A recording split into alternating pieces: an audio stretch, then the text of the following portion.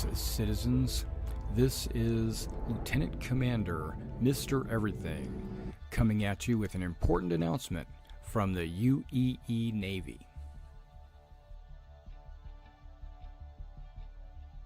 The 1st Naval Aerospace Squadron, the Lions, is recruiting. Be a part of something great. Join now. We are looking for new and veteran players. The 1st Naval Aerospace Squadron is a UEE Navy carrier-based squadron. If you're looking for a disciplined, well-trained unit, join now. Not only do we want combat professions, but we need first-person marine experts, merchants, miners, salvage. All professions are welcome in the 1st Naval Aerospace Squadron. Our mission is to protect the UEE and its citizens. Join the 1st Naval Aerospace Squadron. Expected missions would be anti-piracy, anti-smuggling, fleet protection, search and rescue, convoy escort, bounty hunting, exploration, mining, salvage, asset protection, cargo hauls, to name a few. Join now and see the galaxy. We have an organization page on the RSI website, as well as the forums in Spectrum, and we have our very own Discord. Role-playing is encouraged, but not mandatory. The galaxy awaits. Join now. Whether you're casual or competitive, we're looking for committed players. We're based on a World War II U.S. Navy Air Squadron theme. Our focus are carrier-based craft, with our primary being the Sabre. But all ships are needed and wanted in the squadron. We would like to have a wide variety of ships to allow all kinds of gameplay. Visit now your local Navy recruiter and join the 1st Naval Aerospace Squadron. The squadron is growing. Visit our recruiter at robertspaceindustriescom/orgs/1NAS to become a member of something great.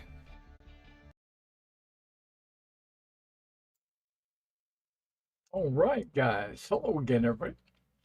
This is Derek, and I am going to mess around with. Okay, let's call my elevator. Let's get to the hangar first before we start fiddling around with my background. I want to try to fix my chat so that it's got a clear background. There we go.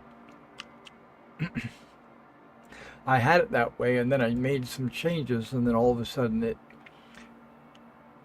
stopped being clear.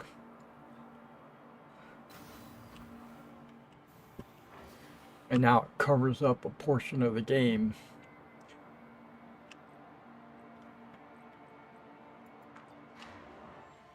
So I've got a few stories to tell you about some gameplay that happened off camera. I played this afternoon and this evening. All right, this is perfect. Let me see if I can't fix my stream here a little bit. And I can't do two things at once. I just don't have that capability. I'm a man. I'm a one-minded one track mind kind of person. You know how there's people that have more connectors from their left and right brains, gives them more emotions and the ability to multitask and do multiple things. And that's usually a trait of the female of the species. Males are usually, they'll have less connectors from the left and right side of the brain. So they have to really concentrate on what they're doing. But it makes it easier for them to shut out um, inconsequential things, or like distractions. They can focus a lot easier. Um, okay, sorry, I went into a little bit of whatever. All right, so stream chat is what I've got it called. Now let's go to properties of that stream chat. Let me drag it over here.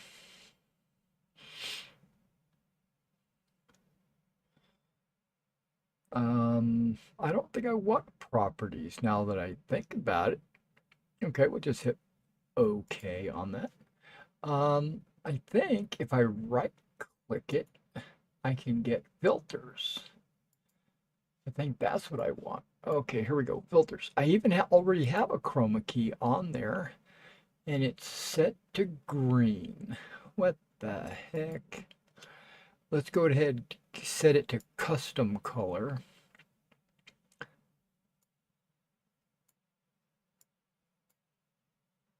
The chat disappeared, of course. And I have it key colored as a gray already.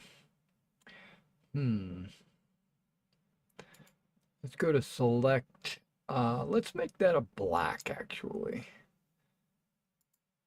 Okay. Now let's bring the similarities down.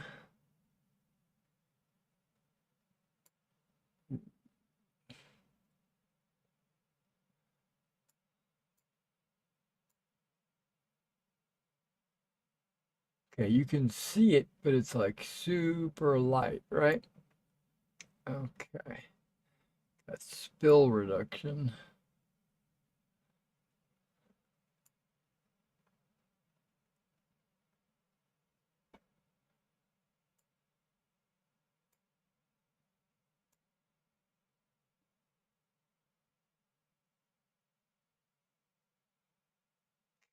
Normalizing that balance. Okay, maybe it's not. It looks kind of black on my other screen, but I bet you it's not black on this screen. Nope, it's not. Okay. Let's pick a color.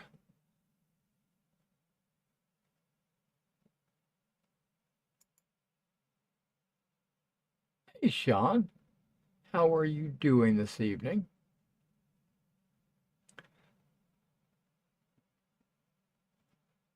Let's hit OK on that. Okay,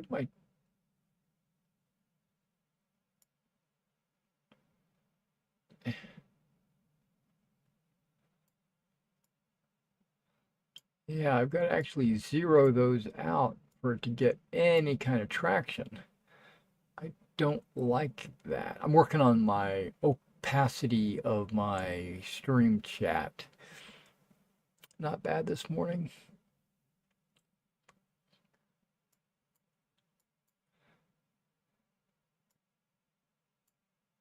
It doesn't look like it selected the right color anyway.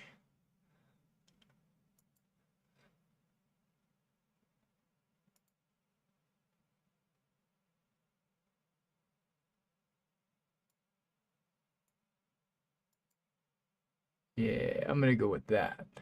Okay. So now let's see what I can do with this.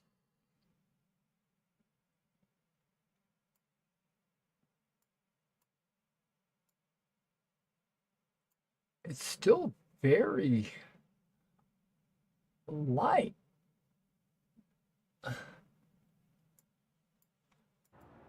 Yeah, I'm moving around so I don't get disconnected. There we go. Let's get back to doing what I'm doing here.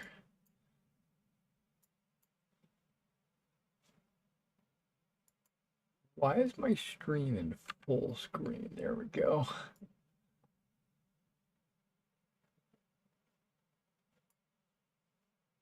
All right, that's perfectly fine.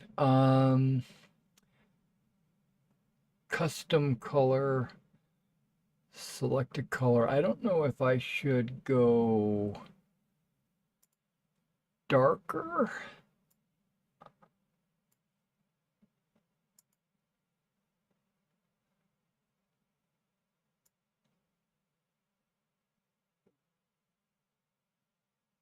Hmm. I'm gonna go full on black.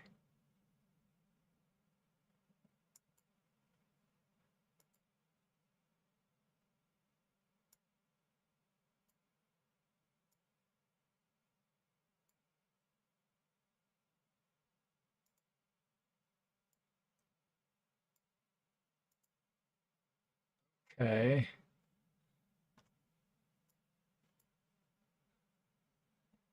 I just turned in. What are you adjusting? Tuned in? I'm adjusting my chroma key for my chat so that it's more transparent. But with the words not being transparent.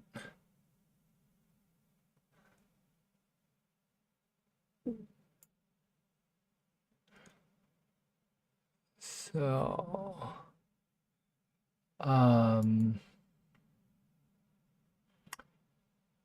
yeah.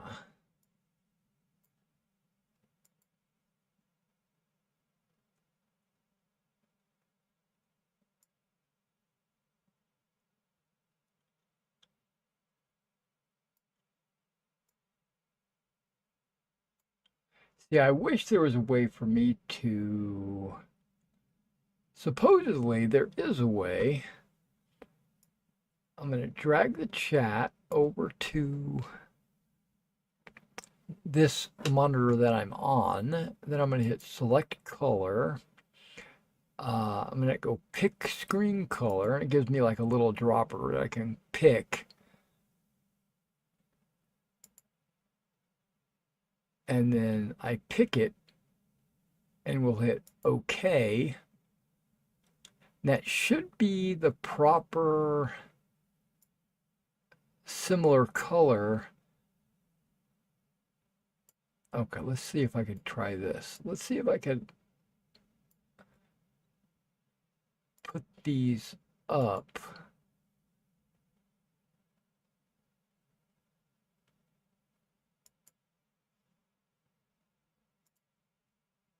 And then bring them down.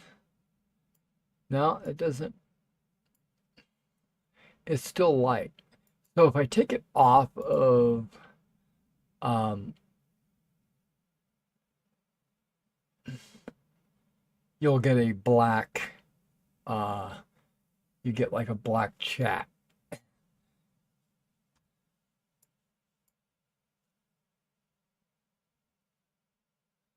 Um, and I wanted that to be transparent, but I didn't want the words to be transparent. Um, I should be able to pick the black and then chroma key the black out. Here, let's try this. Let's just get rid of the chroma key altogether. Not sweat it out. Now I'm making my screen larger. Let's add a chroma key.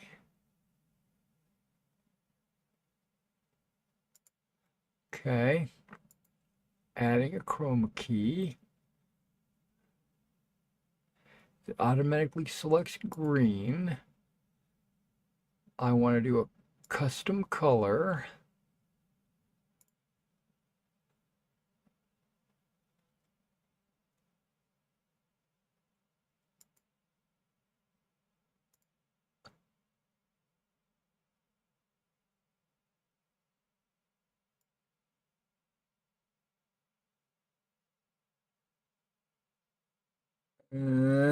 That's the best it can happen. No, it's not going to. No. Okay, let's try.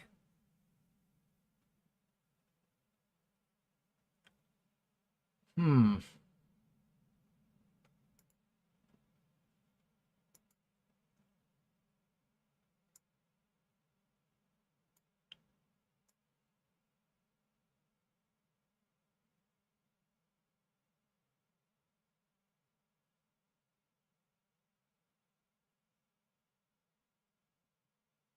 Okay, that gets rid of the background.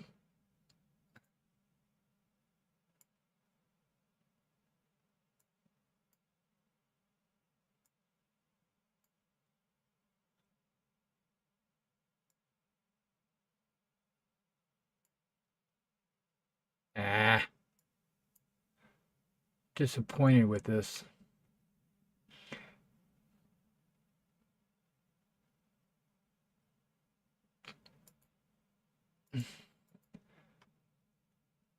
So making it a little bit darker.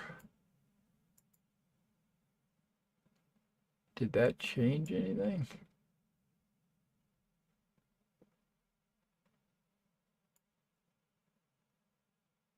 Not really.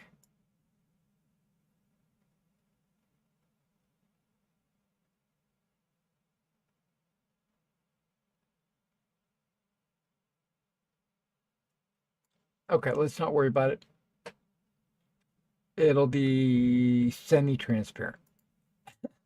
So people they'll see their chat, but they barely will see their chat. Okay, I've got a plan uh, today. I was telling the audience right before you turned in that I have a couple of stories to tell about what had happened to me today during my travels. Aha, my boxes are in there. Okay, this is very weird, but a good weird because it looks like a Star Citizen didn't fuck me, right? I had come back from a mission, and right as my nose entered the hangar, right as I started to pass the force field barrier for the oxygen or whatever into the hangar, my ship vanished, and I was teleported into the space station uh, in a holding lobby. It's a special it's a special teleport lobby basically. And I couldn't find my ship anywhere. I was like, where the heck is my ship? It vanished. So I got another ship out, flew around the space station looking to see if my ship was parked or something like that outside. Um, and it was just me that teleported, or if the ship had teleported, or what. And I couldn't find my ship. Oh, look at my ship; it's damaged. That's that's also BS. Okay, we're gonna have to get that fixed.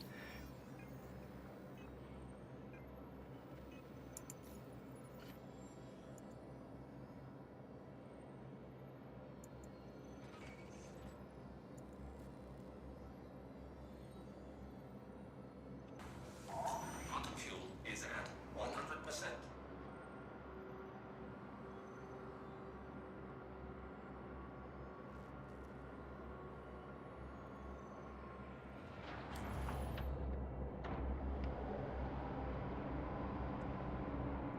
See, and now I don't have the mission to turn in the cargo because I had logged out, right? I said, screw this, I'm out of here. And I figured I'll figure it out later. And so I just logged in and I looked in the ASOP terminal to see if my ship was blown up or destroyed or something like that. And it said that it was stored. And I was like, oh, so when it teleported it, it probably teleported it into storage. Right? But better than that, it teleported these boxes with it. Okay, now I'm not going to put these boxes in there. I found that I can pick up a mission, don't actually do the mission. Here, I'll show you. Crusader. It should be something like collect resources or something like that. Not material. It might be materials.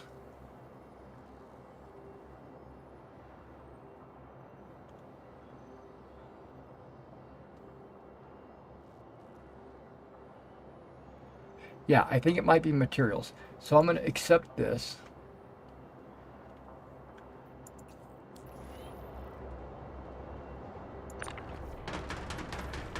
And these boxes I picked up from a different mission. When I submit it, it should say, you know, these are the materials we're looking for. And these are giant boxes. These are I wouldn't call them giant. Okay, they're large. They make bigger boxes than this.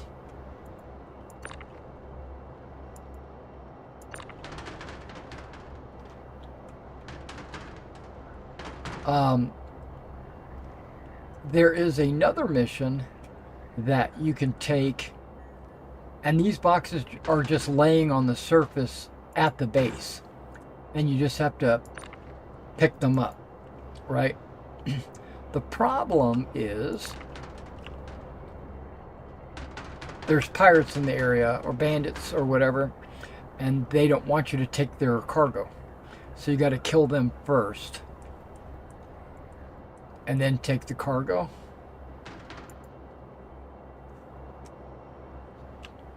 But I found that if I use my ship lasers, I can pretty much stay safe in my ship behind my shields and just blast them. It's time consuming, but they do all eventually die. And then I don't land, I just hover over the cargo and use the tractor beam to pull the cargo into my ship. And I do all of this without ever landing.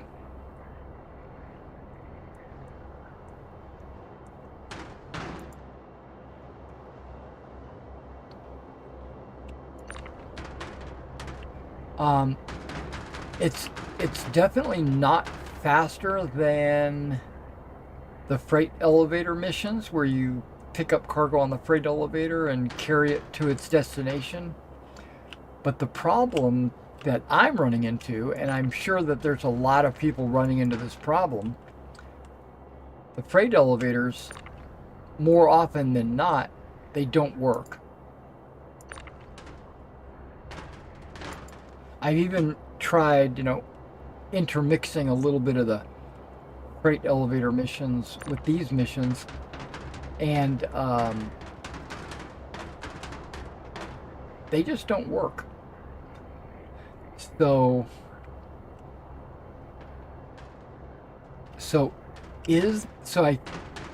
in my mind, I'm thinking this is going to be it's going to be a guarantee.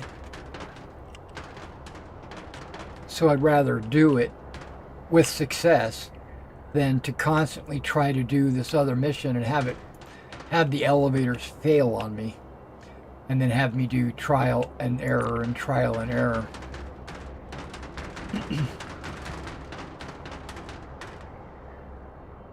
Now, the problem with this one was it was supposed to pay 150,000 credits for me to finish this mission, but the mission is not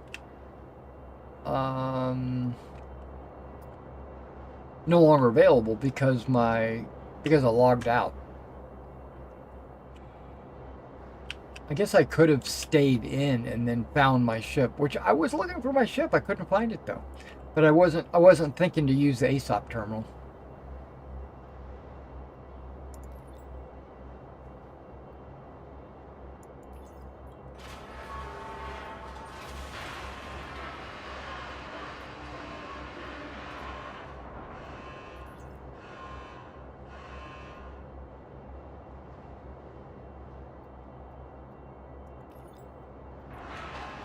Alright, so I just keep that mission running so that if I ever run into a situation where I just have cargo and I need to unload it, at least it'll count towards my my total for the resource drive.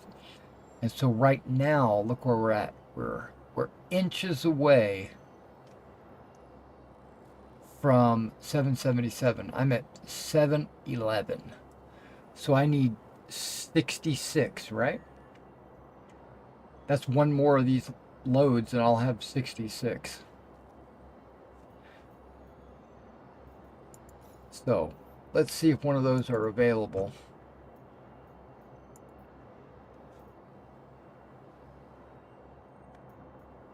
Nope.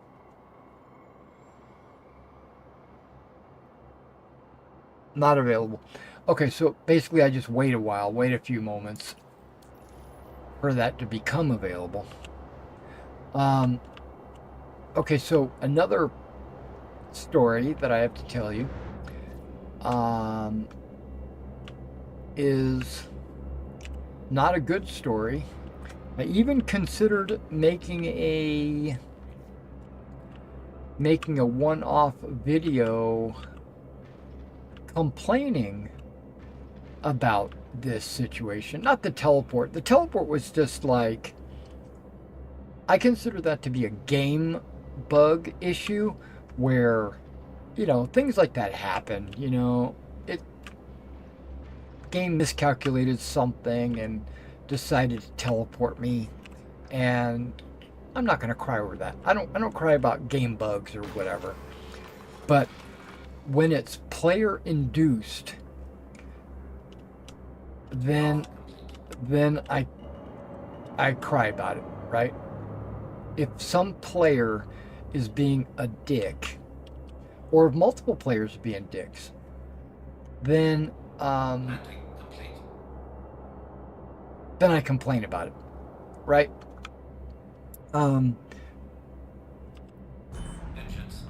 We're going to turn everything off just to save power.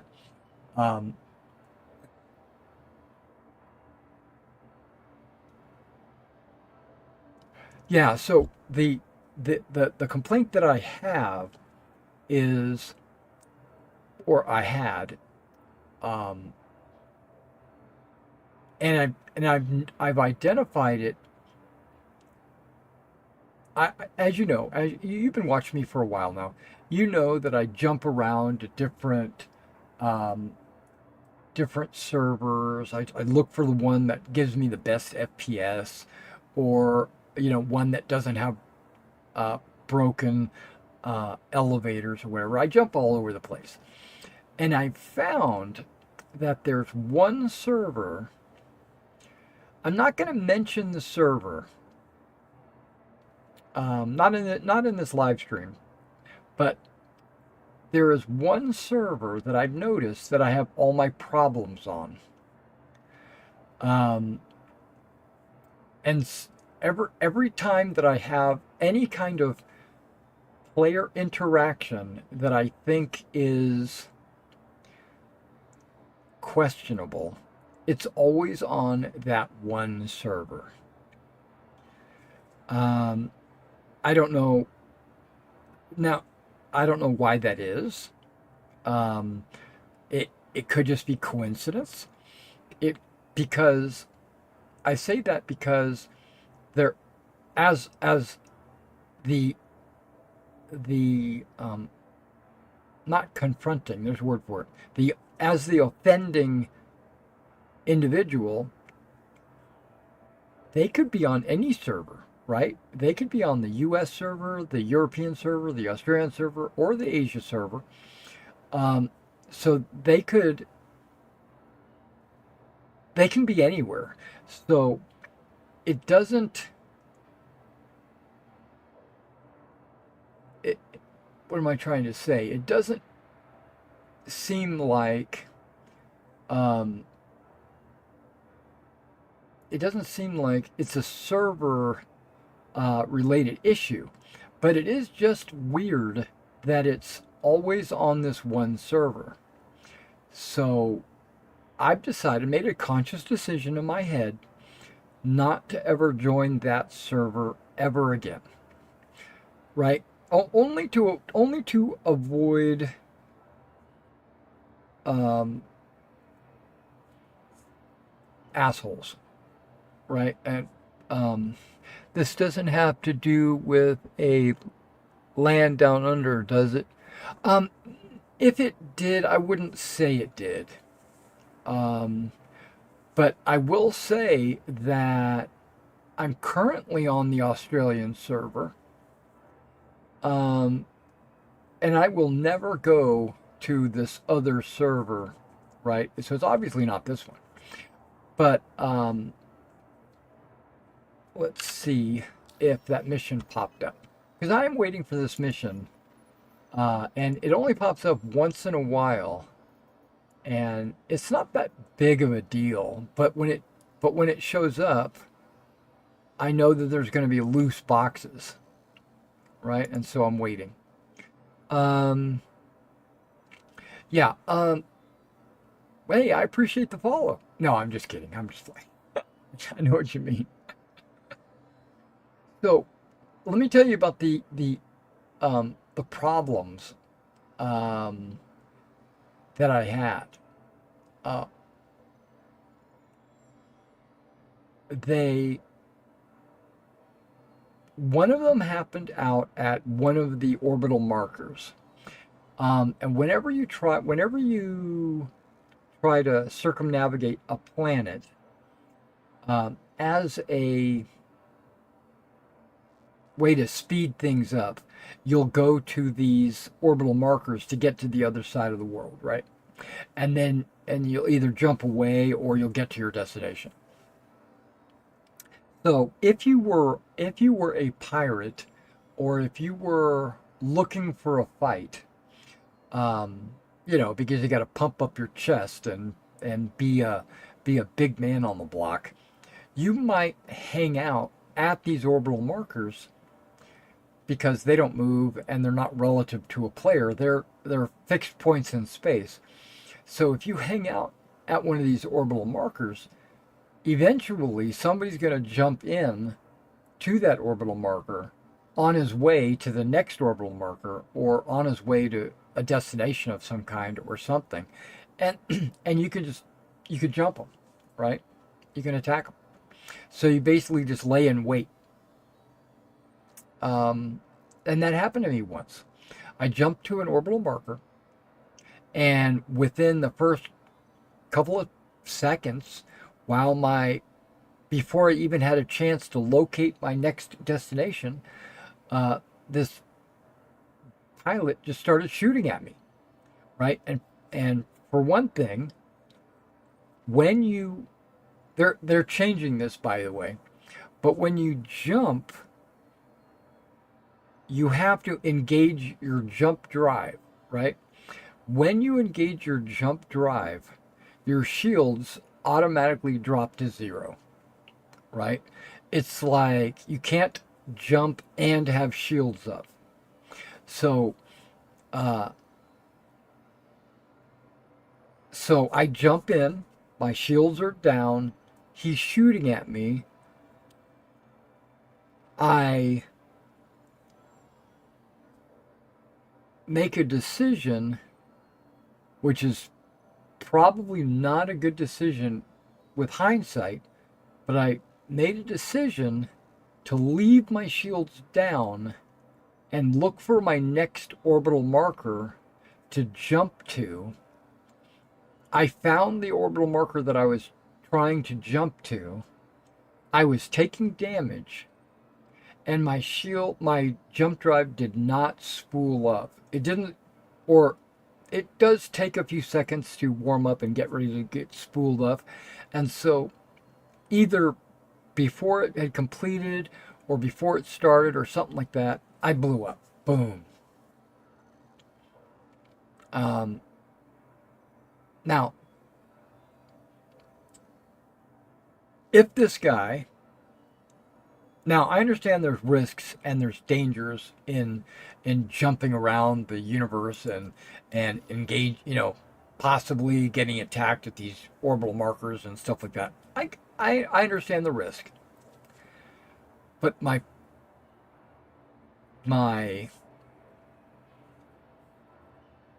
problem, and I'm going to say it's my problem. This guy that attacked me,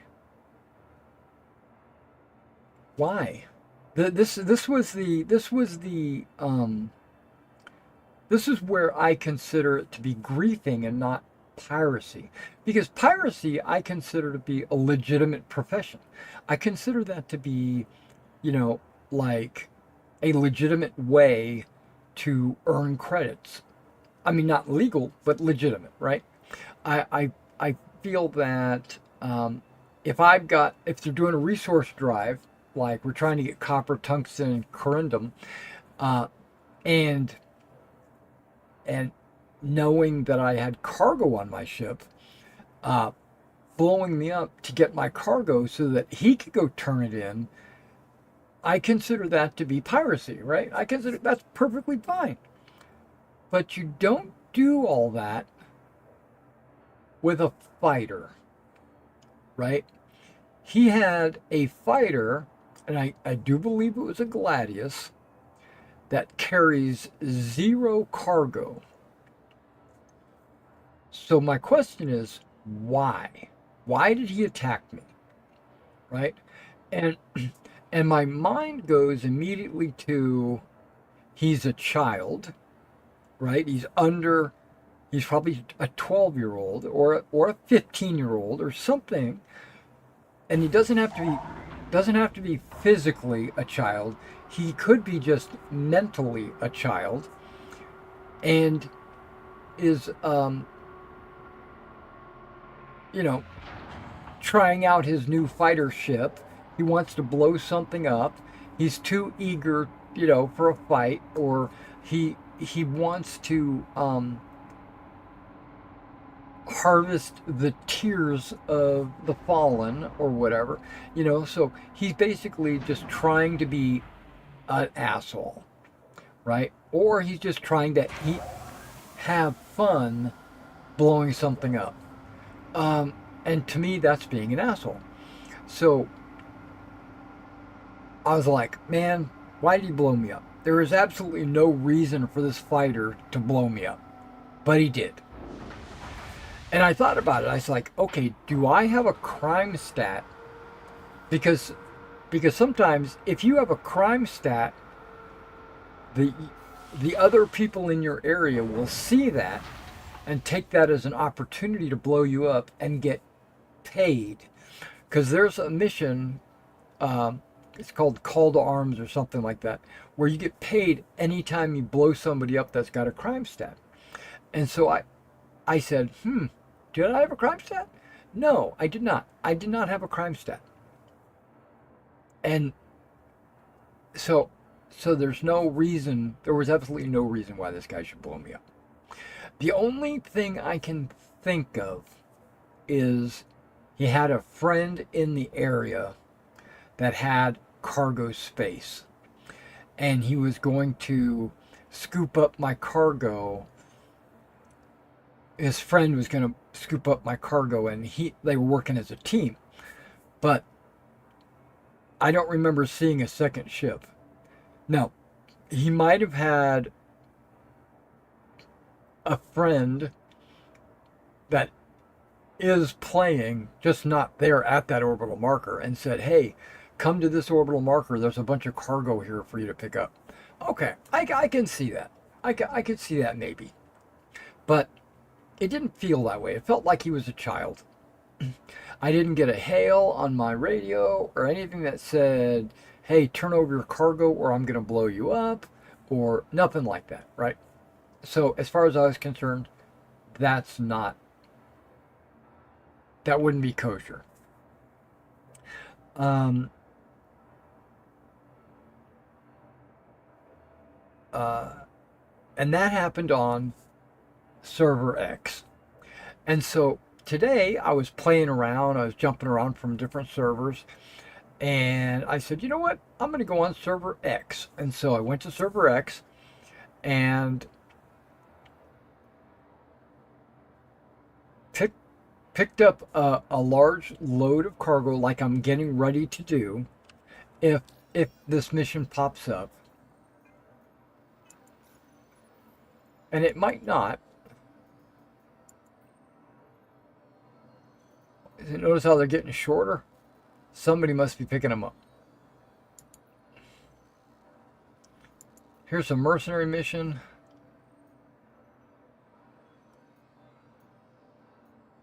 Call to arms right there.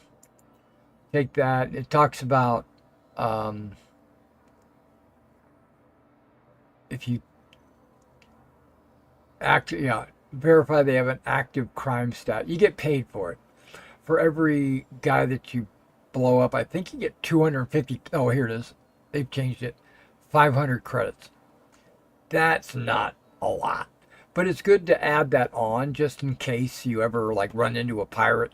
If you do a pirate mission, make sure you get that first. That way you get paid for the mission and the call to arms. It's okay. So I pick up one of these loads with these big boxes.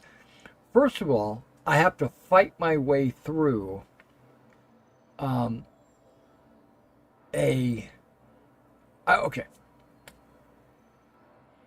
This is going to be a tale of a tall tale. It's not a tall tale. It actually happened.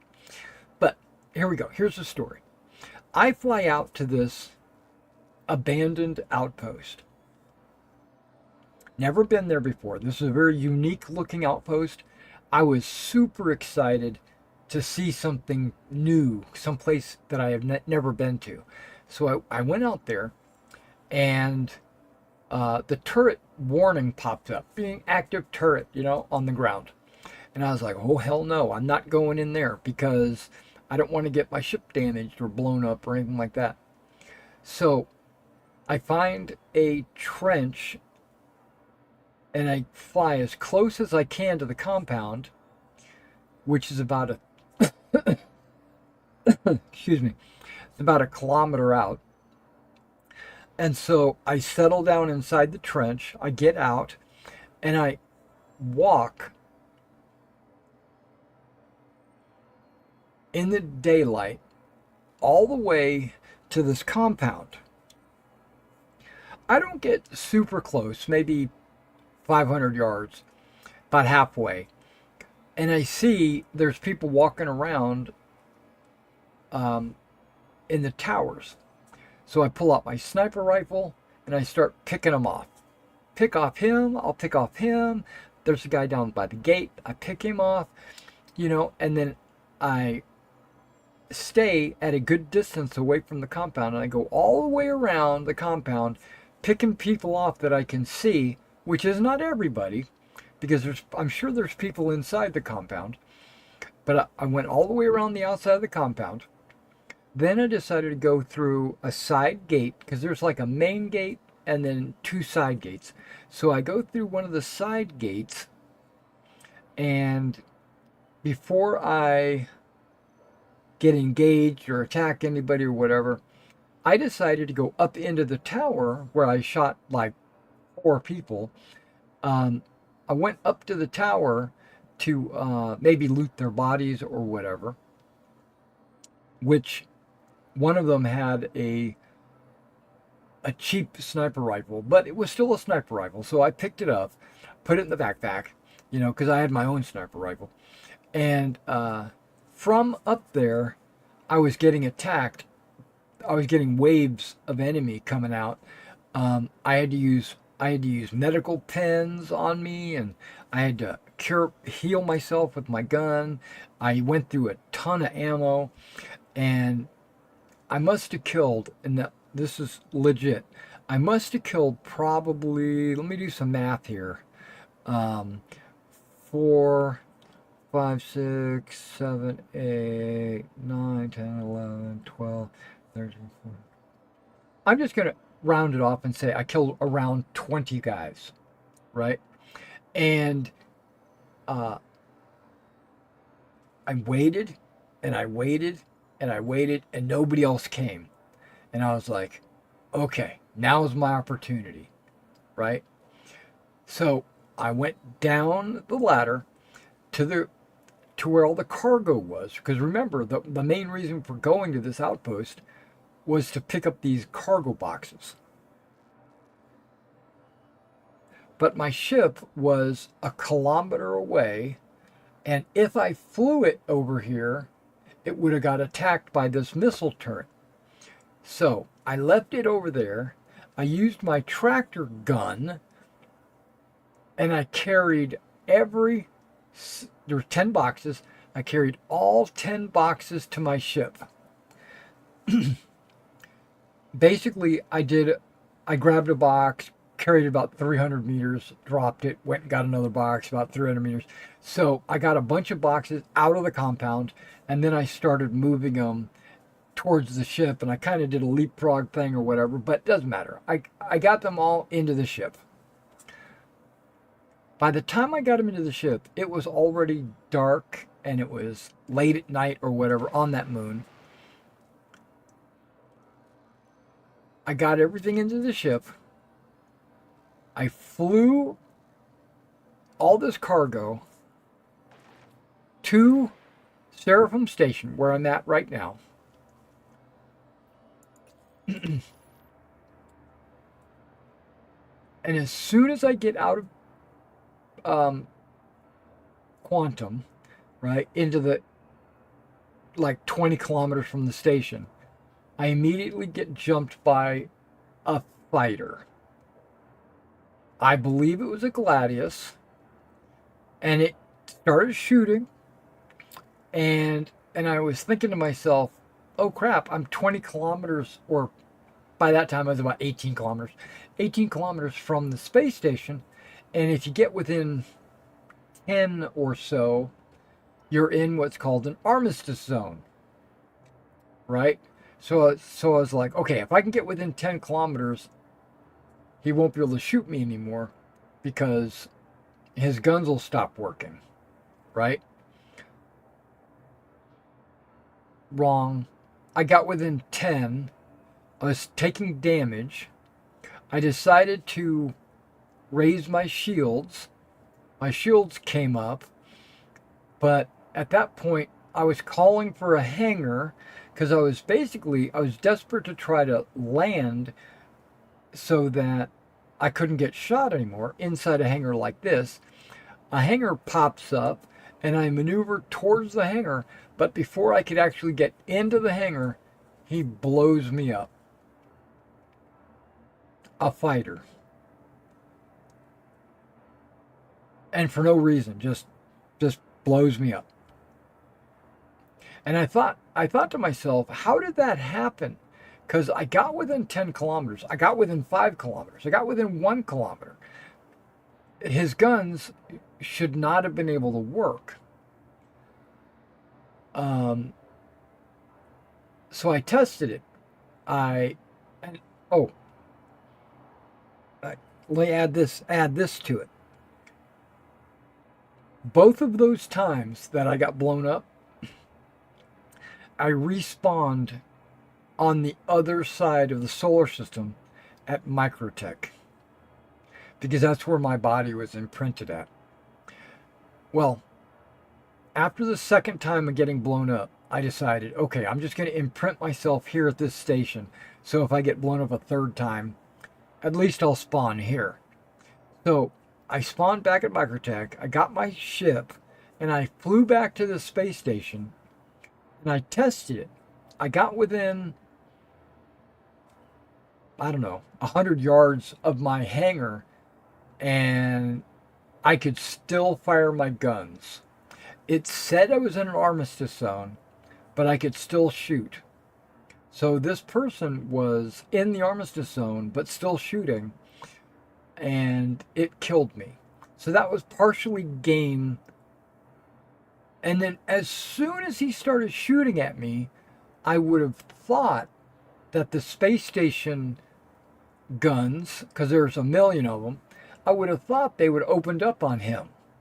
You know, denying him the access to the area around the space station.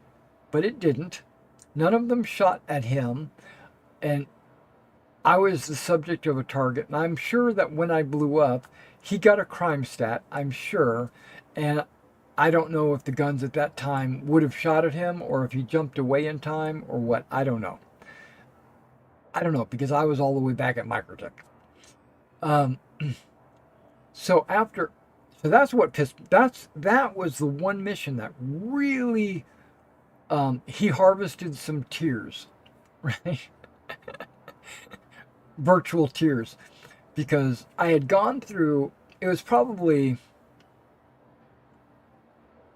an hour and a half, maybe an hour and a half of flying out to that planet, landing, getting out, moving all the way to the station, walking around it, shooting these guys, getting into a gunfight from a tower. I was up in the tower shooting down, but I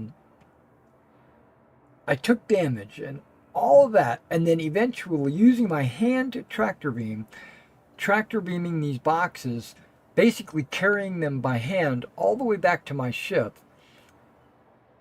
and then flying out to the space station to get blown up. All of that took about an hour and a half, and I got nothing for it, right? I got zero credits, of course, because I didn't turn any cargo in. I didn't get any progress towards my towards Crusader or nothing, right? So that's where I was like, that's some bullshit. So after the second time, I really considered making a video.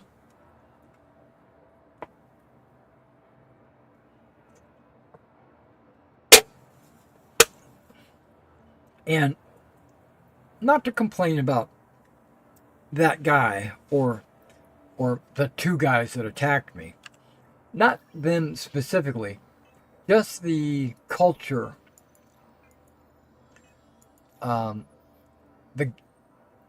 Most people in this game are not like that. It hasn't popped up yet. Okay, so I can take like this heavy shipment.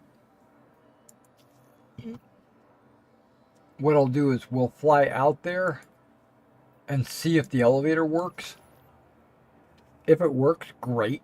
If it doesn't work, great. It doesn't matter. At least we'll be active doing something. Welcome to Rocket Space Industries. Enjoy the ride. System check. What made me the most frustrated was he didn't get anything out of it. It was, if he had like successfully like got my cargo or whatever, I would have been like, good on you, man. That's exactly what you're supposed to be doing. But he was in a fighter. Now I thought of this. I always try to see the good in people. Okay, so I was thinking maybe, Landing gear raised. just maybe, he was doing counter cargo. Like, it wasn't that he was trying to take my cargo, he was just trying to prevent me from delivering the cargo. And I was thinking, okay, that could be considered a legitimate reason, because this is a competition, and he might be working for one of the other factions, and he doesn't want Crusader catching up to Hurston or something like that. And so, if that's the case, then okay, I can get behind his criminal activity, you know? Why? Oh, it's like right here in front of me and I can't see it. There it goes.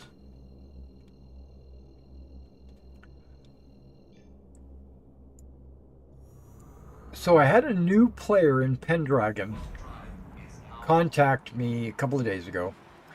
We made a character yesterday, and I have nothing but bad things to say.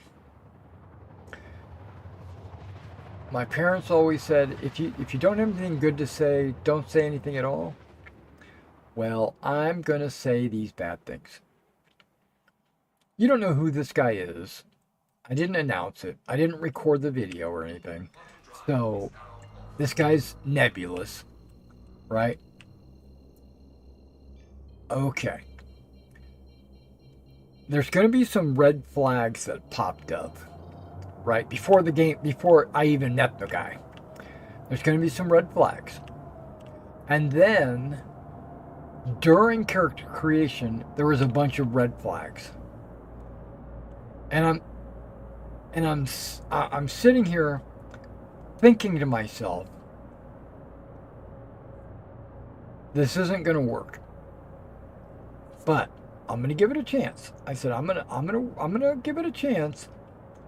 Even if this guy is the worst guy in the world, you know, we're going to play it out and we'll see what happens. And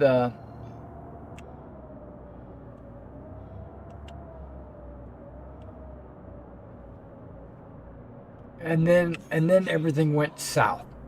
And we'll talk about that here in just a second. I got to concentrate on landing. I am a man. I am one-track minded. I can't talk and chew bubblegum at the same time. So just bear with me while we try to land. Well, look at that landing pad. Looks pretty open. Go ahead and drop some gear. Slow me down. No, come on now. I'm going to slam into the ground. Wow. That's what happens when you just go too fast. That's what happens when you talk and type at the same time. You know, what do they say? Don't text and drive. They were talking to me.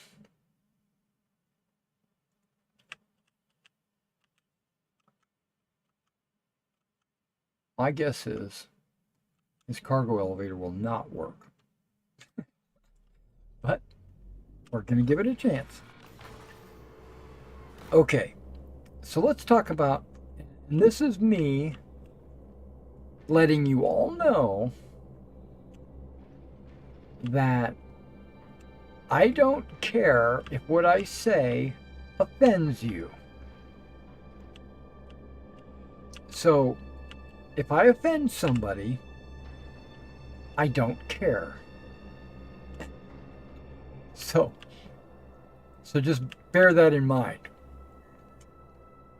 But like I said, I try to be the nicest guy in the world. I give everybody the benefit of the doubt.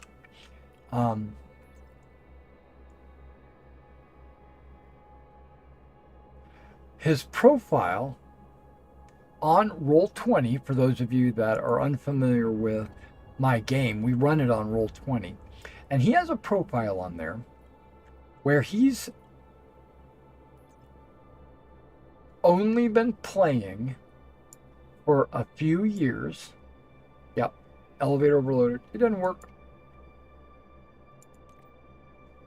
He's only been playing a few years, and he's already got close to 10,000 hours of game time. So that's a red flag right away. That tells me that he does nothing but play.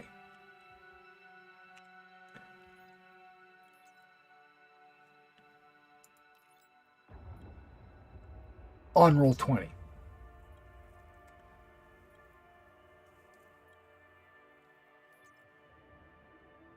You're offended that I'm that wait, I'm offended that you're offended. I'm not offended. But I'm offended that you're offended. No, I'm just kidding. Doesn't matter. Okay, so this mission's a bust, right? And I knew it would be. So the first thing is he has way too much time in Roll20. So he also has run 10 different games in Roll20 as a game master. So I don't know if you're familiar with role-playing games, but hopefully they last more than 2 months at a time. Not always. Sometimes, you get started and you have to end it within the first 2 months or something. That's like I said, I try to give everybody the benefit of the doubt. But when you have 10 games in 2 years, that tells me that you can't run a game very well. Which not all players are good game masters, right? So I don't hold that against anybody. Maybe at least he's trying. You know what I'm saying? Like, okay, at least he tried to run some games. That's what's going through my mind. Like, okay, maybe he failed at running his games, but at least he's trying. Okay, well, there we go. That's good for that. Let's go ahead and contracts, heavy shipment, abandon, offers. I'm really looking for the one that's 150. It hasn't popped up. So I'm really sorry you weren't able to complete this contract. But I understand. We all get busy. Yeah. I'm really sorry that you don't have that mission for me, but you'll have it eventually, I know. It might be one of those that only pops up once an hour or something like that. If that's the case, I'll just wait for it. So his Roll20 career, I'm going to call it that, on his profile, is looking a little rocky. But I'm not going to hold that against him because I don't know this guy. But on the profile, this is the big red flag that popped up. And this is what I'm saying I'm going to offend somebody. He has chosen she, they as his pronoun. When I saw she, they, I was like, okay, this person is got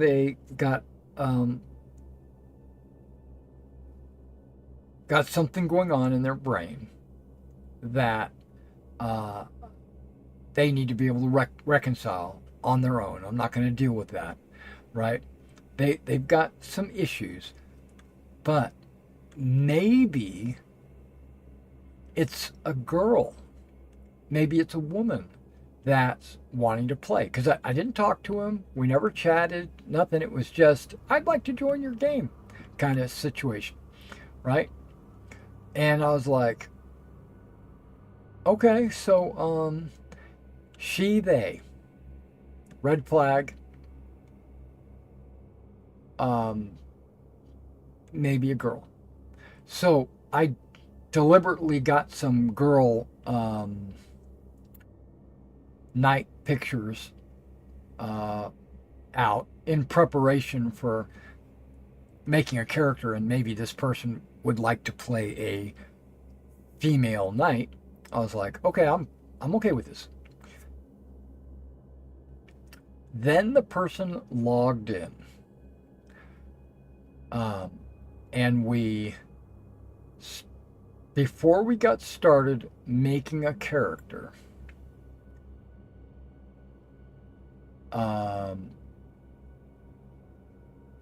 this guy had never played Pendragon, which, by the way, based on the voice, because that's all I have to go by, based on the voice, I would say it was a man, young man, in his 20s, and he seemed like not a know-it-all. Not a know-it-all, but someone that knows a lot about a certain topic and wants you to know that he knows a lot about that topic, right? Specifically the Arthurian legends, which also okay, because I told him, I said, the world is based in the Arthurian legends, but we're not playing the Arthurian stories. We're playing our own unique stories. So you can know all you want to know about the Arthurian legends. That's great. That's a good basis of knowing how the world is. You know, so that's a good thing. Because remember, I try to see the positives. And then he goes, hey, I've got this character concept. Did you get a chance to read it? Which I did not get a chance to read it because, believe it or not, it didn't appear in my Roll20 feed until a day later. So I don't know why that happened, but I didn't read it. But I asked him, I said, what is it? Tell me about it. You know, I'm curious.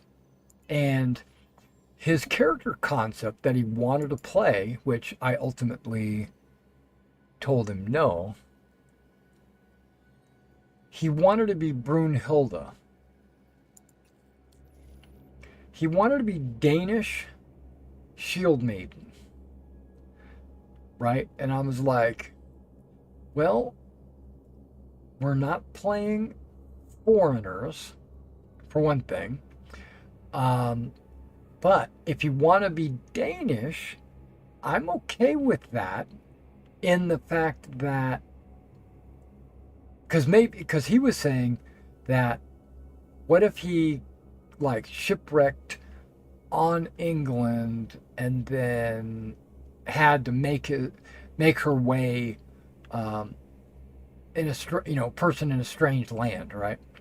And I was like, that sounds like a really cool role-playing idea. It really does. But that's not how the campaign is really designed to play. So let me give you an alternative. And I tried to give him a compromise.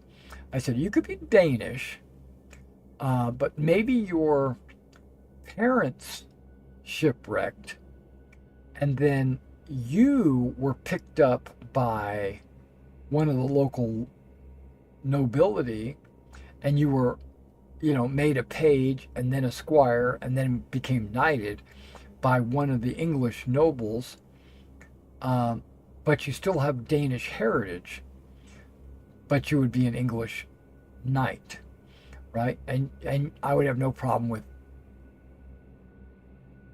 him playing a woman. That would be fine, because a knight is a knight as far as I'm concerned, right? And the game actually explains female knights historically didn't actually exist, but because this is a fantasy game, fantasy role-playing game, you can allow females to be knights. You just have to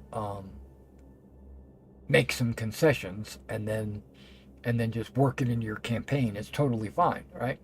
And I'm thinking, yeah, I could definitely do that. I could definitely work this guy's character into the campaign. He would just be maybe Danish heritage. Still haven't popped up. And I don't sit here just watching because I've never seen a new contract actually appear while I was watching. I have to close it and then reopen it. That's what I believe to be true. Um, and he was like, oh, I thank you for trying to compromise, but that doesn't really, I don't really want that. Could I be a Saxon? And I was like, well, the Saxons are kind of like the bad guys in the game, in the campaign, right? They're the noble that you're working for has animosity and hatred for Saxons because of all the raids and stuff like that. And he says, "Oh, okay, then can I play um, a knight from King Lot's army?" You know, he seems like he's also kind of a bad guy, but maybe I don't. You know, and I told him this. I gave him a brief summary of the campaign about how King Lot was opposed to King Arthur and didn't want to accept Arthur as the boy king. Um, and so he was like, "Well, I could be from King Lot's army, and that I defected, and now I'm part of the Arthur's." And I was like, "Yeah, that sounds like a really good idea. That sounds, yeah, like maybe you uh, were part of King Lot's army, and then when Arthur was named the king because he drew the sword, maybe you believe in that, but King Lot doesn't, and so you had conflict with King Lot, and you believed that Arthur was the true king, and so you sided with Arthur, and you were ex-King Lot, right?" Um, I agreed with that. I said that's a really good concept. You know, I mean, I can work with this. And he was like, "Nah, I don't think I want to do that. I'll just be a knight like the rest of the guys." And I'm like, "Perfect. Okay, that's exactly what I'm expecting." Because he asked me, am I gonna be Cymric like everybody else? Is my race or my culture gonna be exactly the same as everybody else? And I was like, well, even if you're from King Lot's army, you still have the same culture and the same beliefs and everything else. So yes, you're from a specific culture that is where the players are from. Uh, and he was like, I don't really like that, but what we'll do, let's just go ahead and make a character and then I'll decide. That was a red flag right there, right? And so he makes a character, and throughout the entire character creation process, he was constantly not agreeing with, or I should say, he was accepting what he was rolling or choosing, but you could tell in his terminology and his verbiage that he really wasn't enjoying making a normal character. He wanted to be abnormal. He wanted to be. He wanted his character to be out of the ordinary. And I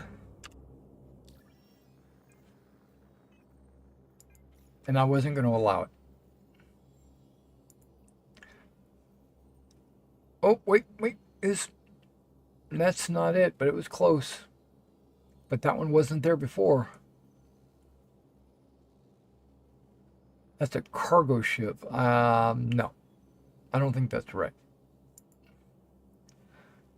One of our countries who is due to deliver a large shipment is forced to abandon the ship at the asteroids. The cargo is still intact, but we've been able to contact the pilot. 100. No, that's way too big.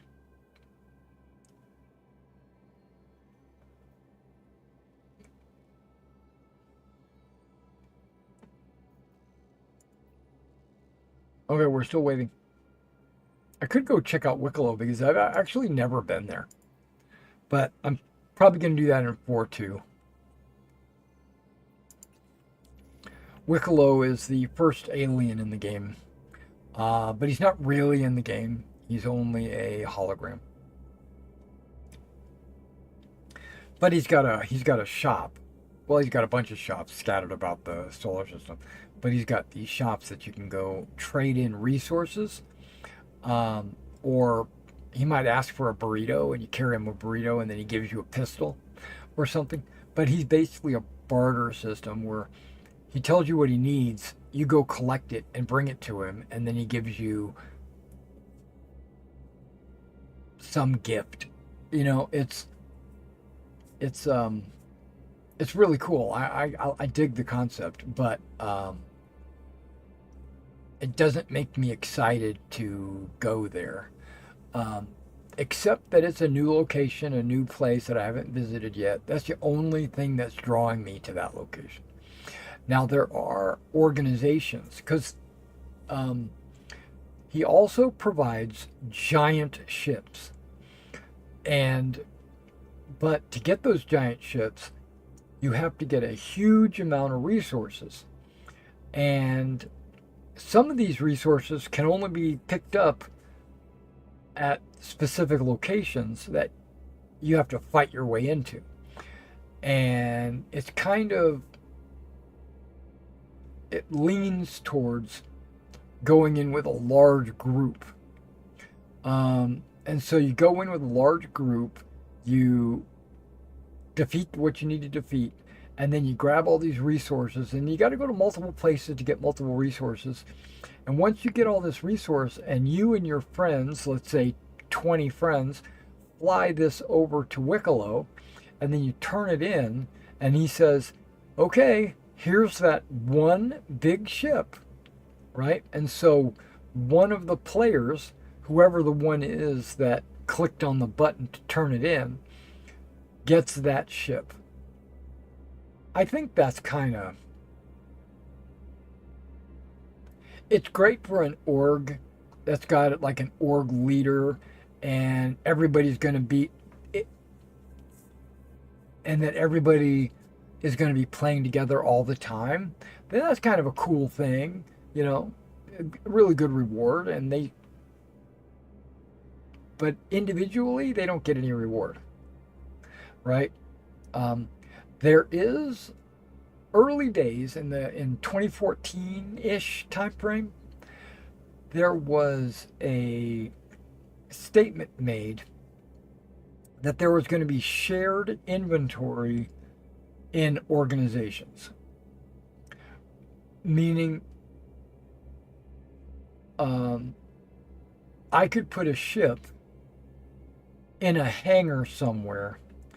Anyone, well, not anyone, let's say the org leader would assign permissions, but anybody that's got permission can go into that hangar and get that ship out and fly it.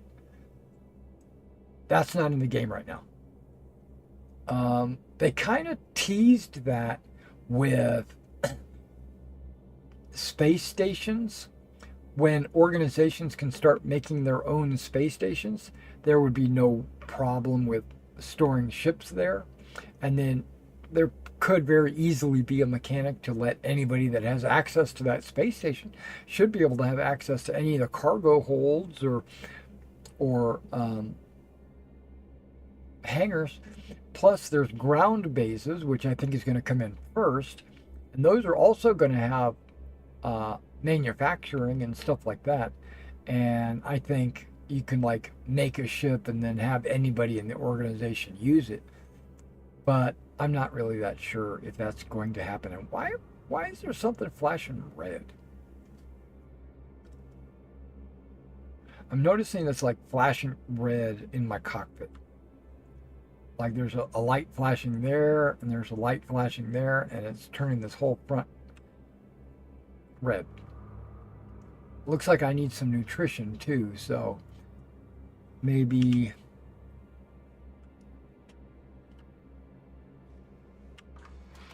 I get out and yeah, we got some emergency lighting going on. I wonder why I've got some emergency lighting going on. Am I under attack? I don't think so. Okay, so Alt H for my helmet. Let's go for some inventory. I bought these sandwiches specifically to have with me when I'm doing my space thing. Now, I've noticed that one sandwich didn't affect my nutrition very well. See, I'm at 46. Nothing changed. But when I eat the second one,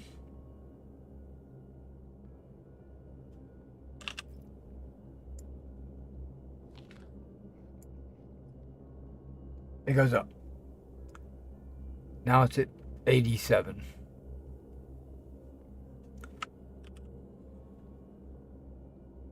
Okay, the helmet's back on.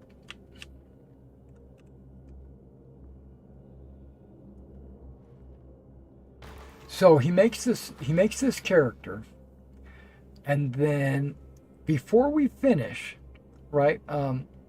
It was probably about 9 o'clock. So he had been on making character for about 2 hours. He says, I'm getting really tired. I need to turn in for the night. I apologize and I'm unable to finish making my character. When do you need word if I'm going to play the game or not? Right? And I was like, what? Okay. So just give me word tomorrow, which was today. I said, just give me word tomorrow, and then if you decide to play, then great. You seem like a pretty cool dude. But if you don't, yes. You know, it's one of those, like, if he doesn't want to play, it'll save us a lot of headache. But if he wants to play, I was totally okay with letting him play. And then he says, in his exit speech in Discord, he says, I'm going to have to withdraw from the game. I'm not really digging this character that I made because he seems to be just like everyone else. He has no unique qualities, and it's not going to have a very good role-playing opportunity. And the night before, I had told him, he had asked me a question about what makes this character unique, right? He goes, why, what kind of role-playing opportunities would I have with this character? And I told him that, and this is part of the problem with the she-her, or the she-them mentality, is that it's not your character that you rolled, that it's not your strength and your appearance and your dexterity that make your character unique. It's their personality, what they do, how they interact with people that make your character unique. I said, everybody is the same. Everybody's a knight. So take that out of the equation.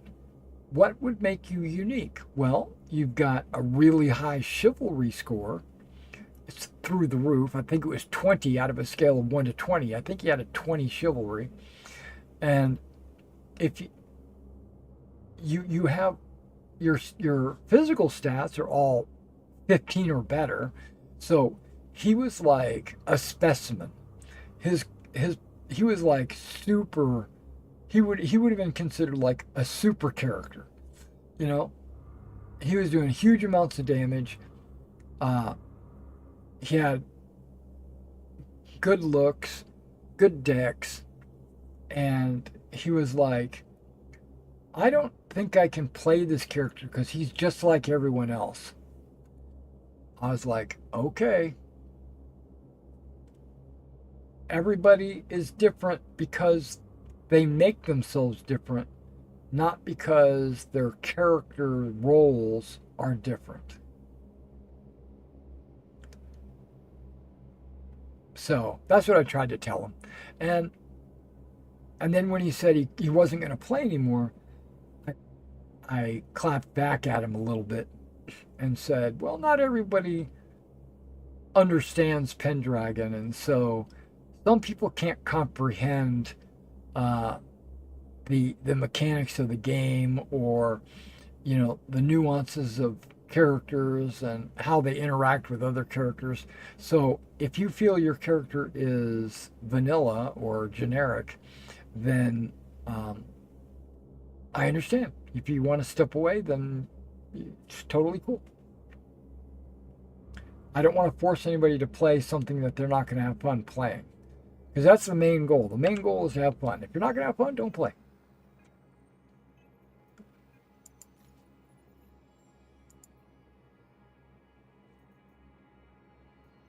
Still not there. I'm really surprised. Let's go with a medium shipment. I'm really surprised that that mission doesn't show up.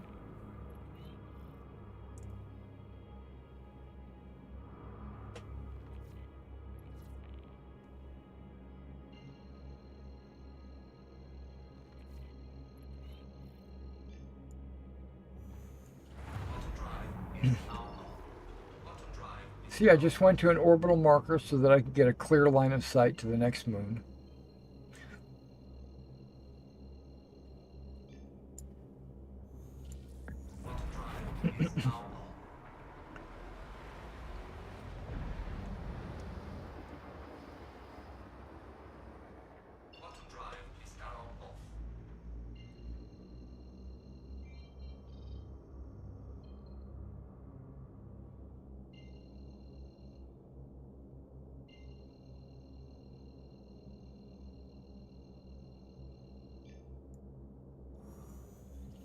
Yeah, I never said this to him, but I don't believe in gender ideology, right? I just don't subscribe to it at all. You're a man or you're a woman, or you're trying to be a man or a woman. I understand that there are people that are there's a very small percentage of people that are actually like binary. In reality, like they have the wrong mixture of chromosomes or something that make them unique, but the majority of people, almost everybody, is either a man or a woman. You can say you're a woman if you're really a man, but that doesn't make you a woman. That's my point. Just because you think or want, that doesn't make it real.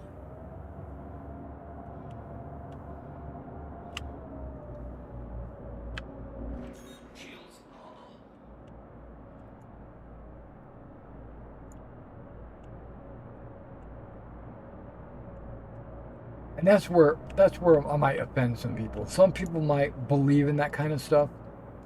I don't believe in that.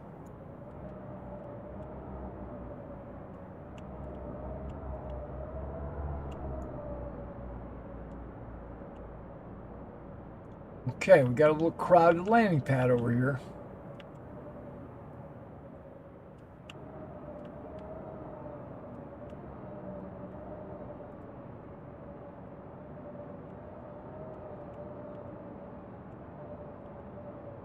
You know what? I'm feeling good about this. Mainly because, and this is I'm going to jinx myself, but mainly because that door to that elevator is actually down.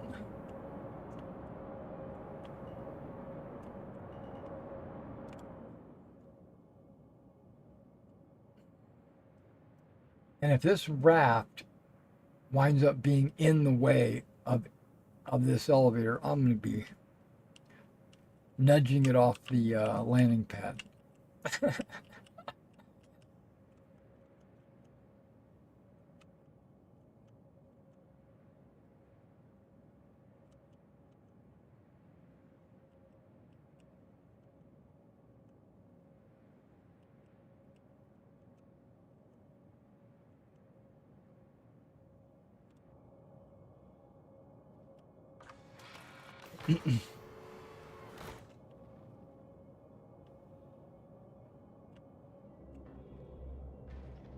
Now there is a PTU that is active right now.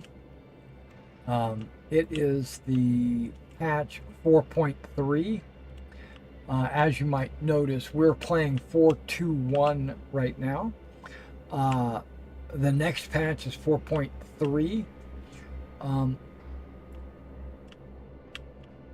There's a new mission, a big exploration opportunity, investigation mission that people are excited about, and I am too. Here comes a moment of truth. Crap.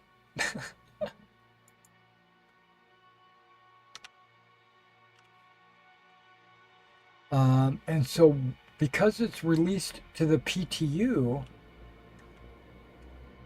and it's not a limited. Oh, there goes a guy. He's probably having a problem with it too. It's not a limited PTU. It's an open PTU, which means anybody that wants to log into it can. It's broken, right? That's why they have a PTU. Yeah. Problems.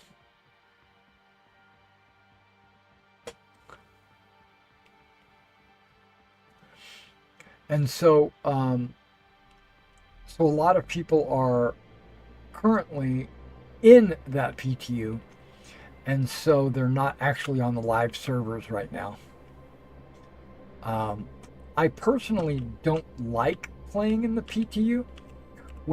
When I first started playing Star Citizen, back in 2014 or so, I would play in the PTU.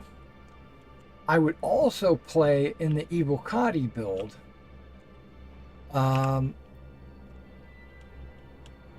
So basically, I had the game installed on my computer 3 times.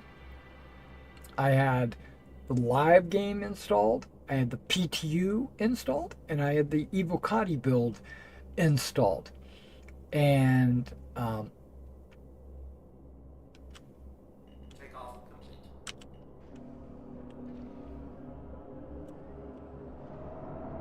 Landing gear raised. and whenever they released a PTU, before I was Evocati, when they released the PTU, they used to limit, like, they would have waves of people that were allowed into the PTU, and eventually it made it to the 4th wave or whatever, which is everybody. But I was usually in like the 2nd wave, and you get chosen based on how many bugs you have reported in the past, and also if you were a popular YouTube, I'm just going to say it, a star. if you had like 100,000 followers or something like that, you would be in wave 1, right? If you did a lot of bug reporting, every time there's a PTU, if you jumped into the PTU and you reported all the bugs you found, they would put you in wave 2. And I was usually in wave 2 because I was very eager to report every single bug that I found. I wanted this game to be perfect. You know, I wanted to be able to have the game that I wanted to play, etc., etc.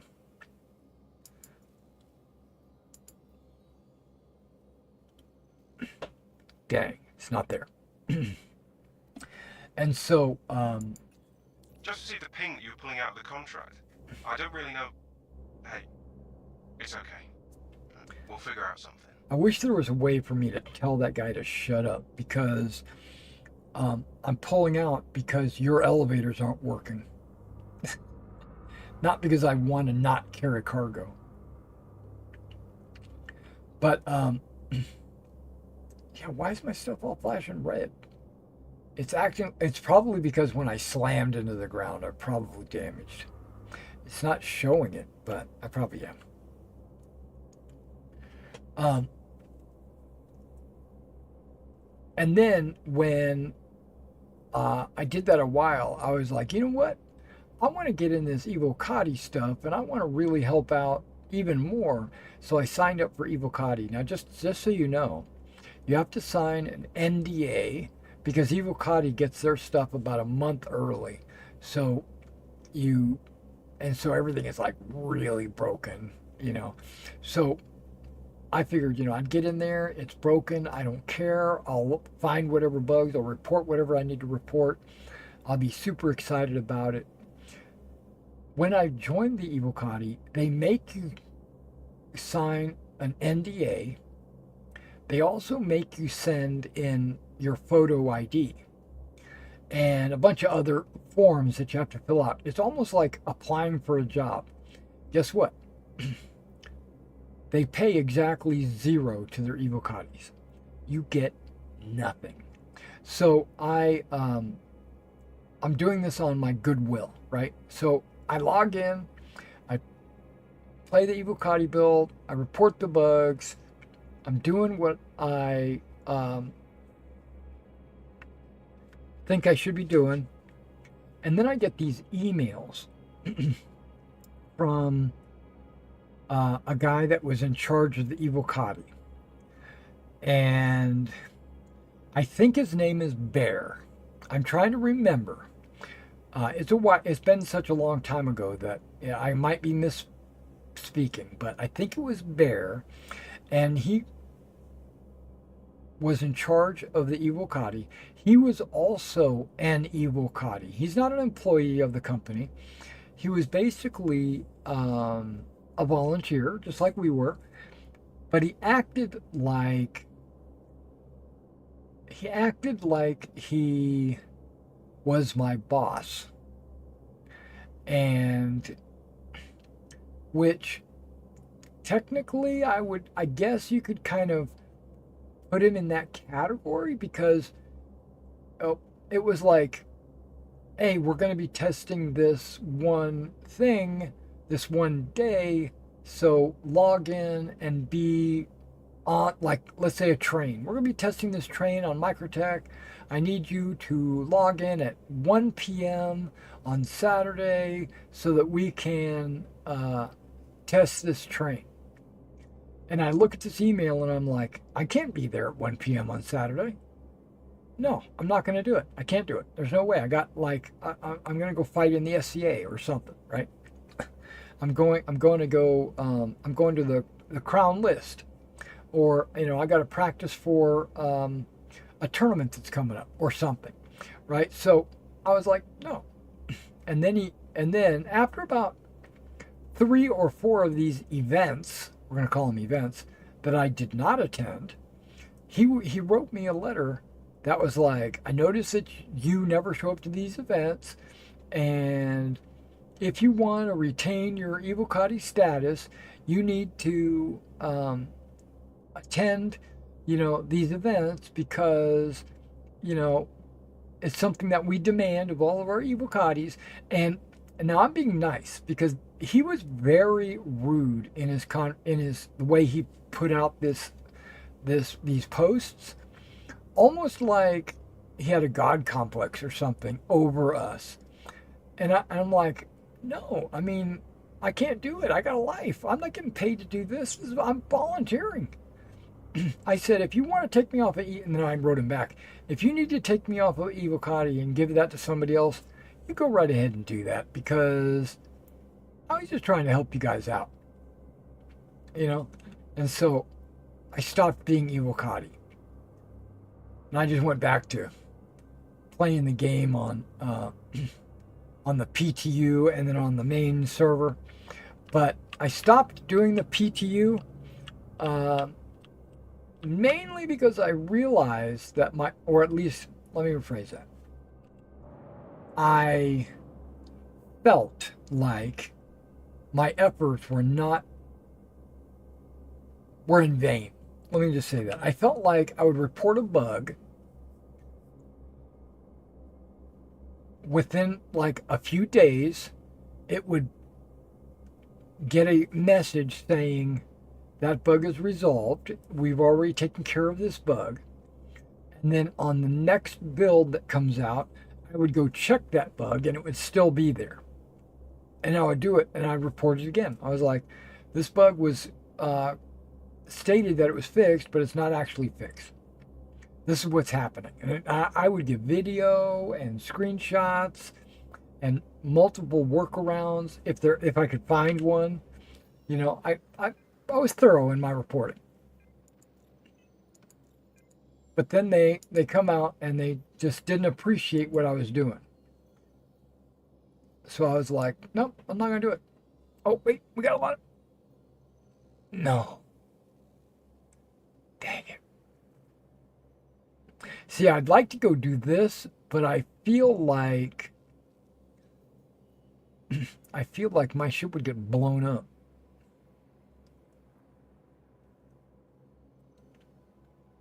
Well, there is small goods recovery. I could do that.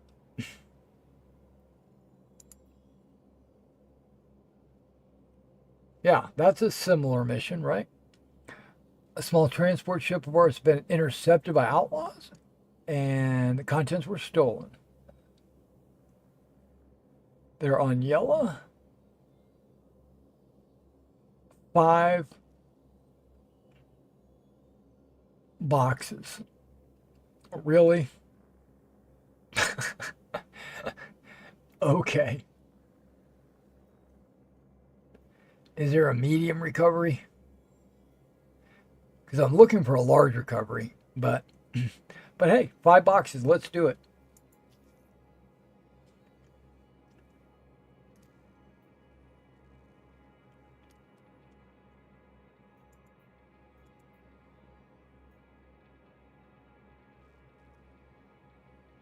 Wait, didn't I hit accept? Thought of it.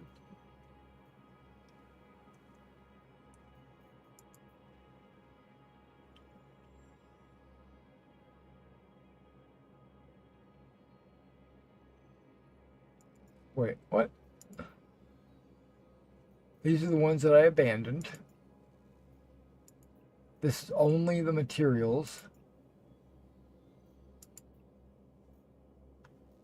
Here it is. Accept. Okay, got it. I've been waiting to get this one. All right, we're going to go do some fighting. Not really fighting. I'm just going to do some killing.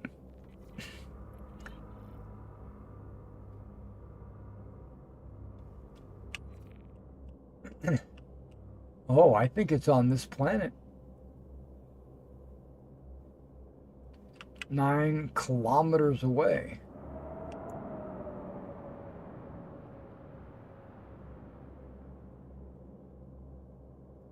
I wonder if it's right there in that little crater. Well, we're about to find out.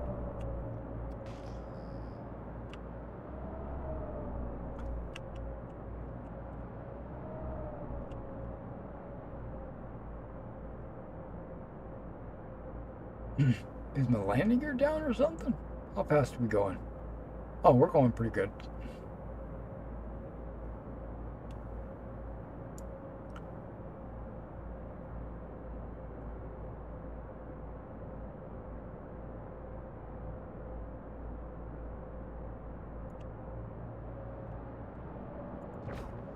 Okay, my guns are working.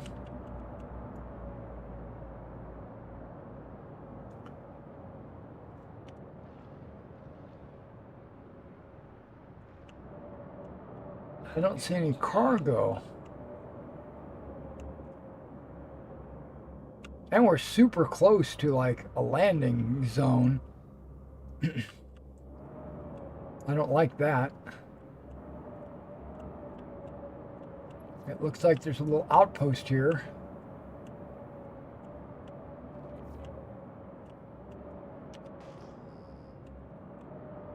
There's a couple of boxes.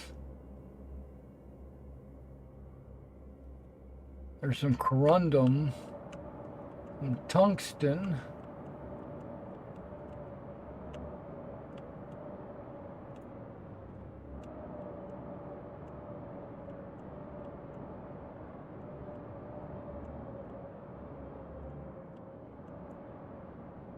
You see anybody walking around? Is that a dude right there? There's a couple of them.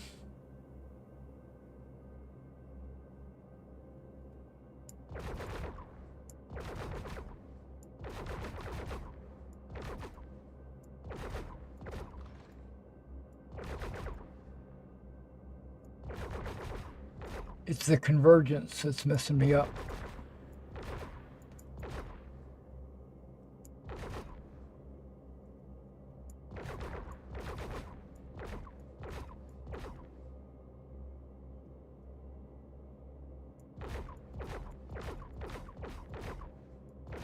If I was that dude, I wouldn't be standing there. I'd be like running and hiding behind a building or something.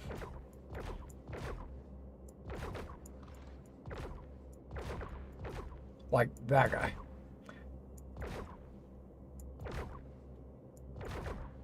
He's coming up there to see what's going on.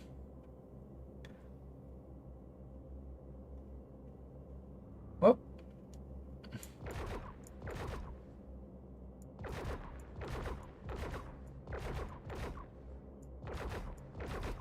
It's like right on that guy. Okay, there we go.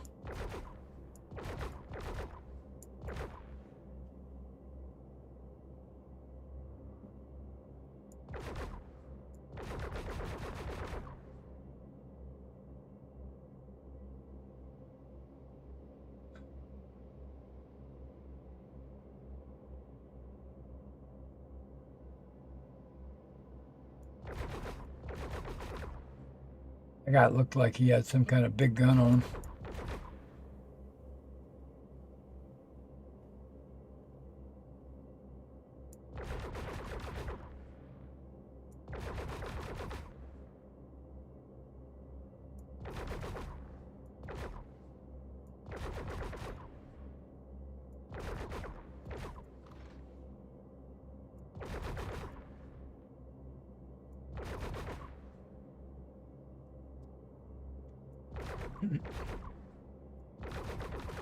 I don't know how some of these guys can get hit by a ship laser and survive, you know?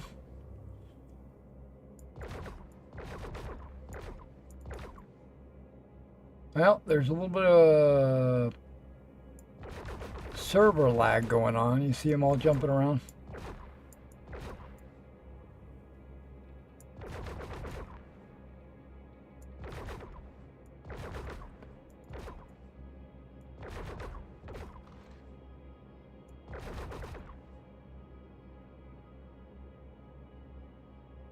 The only thing I can think of is these lasers are invisible to them, but I can see them because my ship has a sensor that lets me see the laser.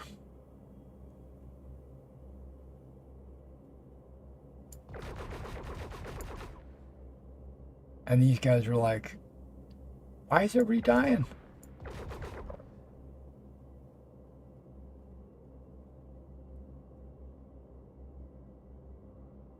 Joe, what?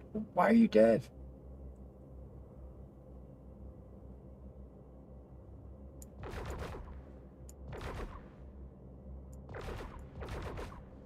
Not that they can't see me just hovering above them.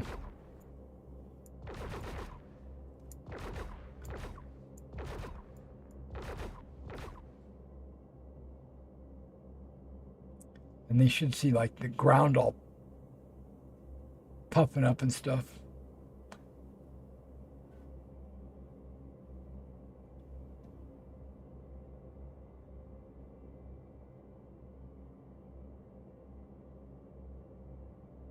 I think we got him. I think there was one that ran into this little thing.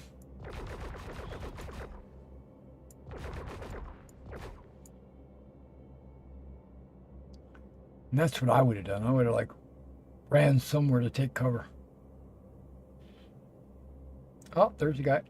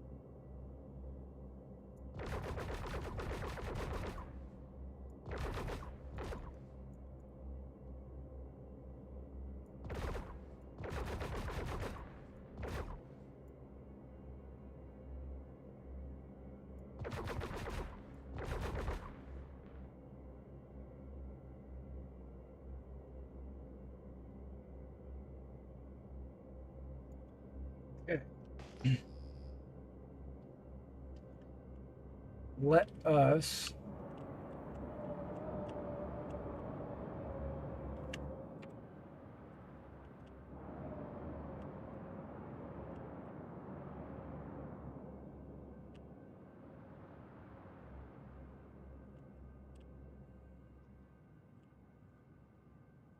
wait, there's two more guys walking around.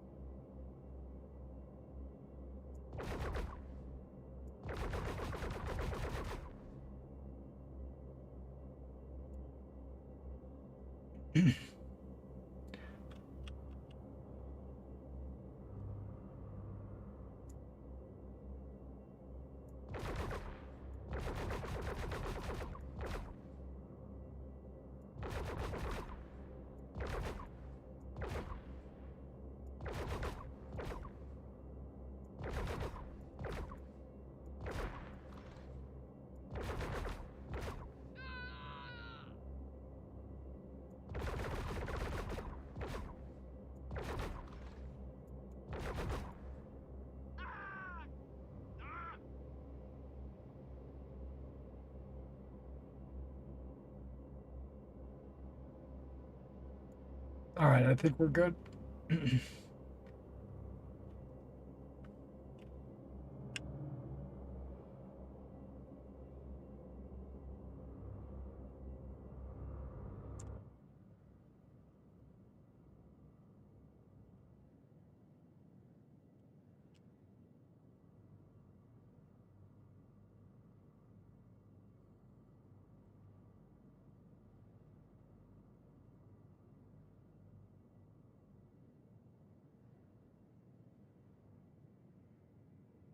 There's another guy walking around. Can't get rid of these guys.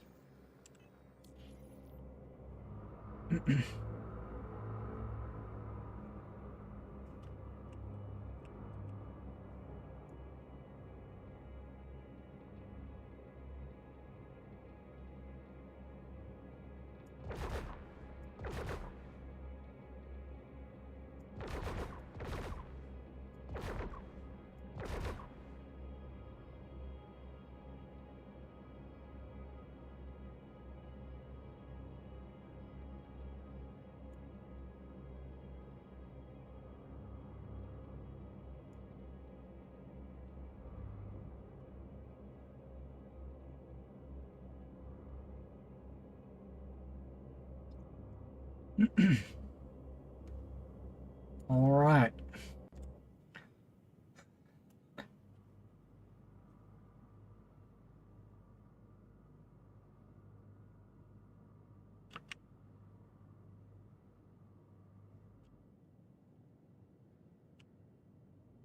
I think I'm in a good spot.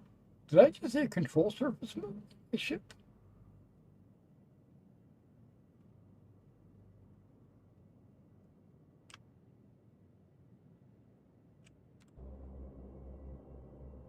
Might have. All right, here we go.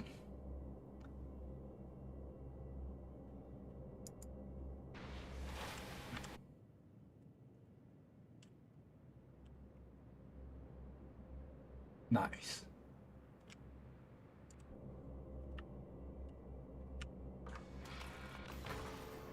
I'm not gonna land, so nobody can like run over and get in my ship.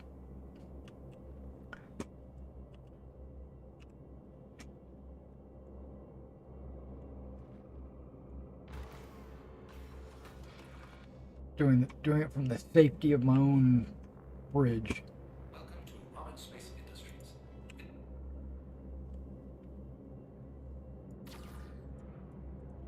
Come here, Tungsten. Mr. Tungsten. Now, which way is my... There it is.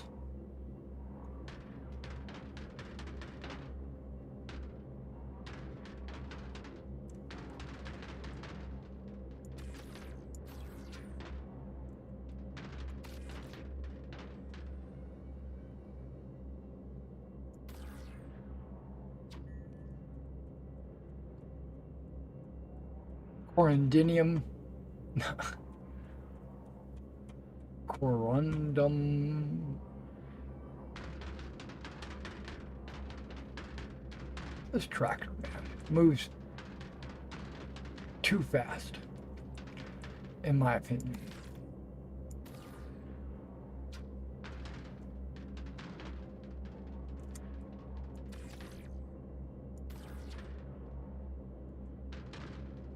Okay, bear with me. Just getting that last piece into the corner.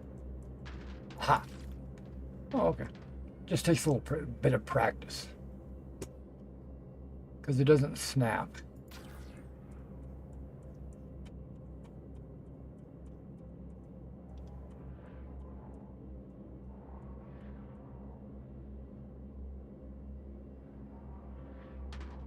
Oh, whoop, beep, whoop, beep, whoop, beep, beep, beep, beep, beep, beep, boop.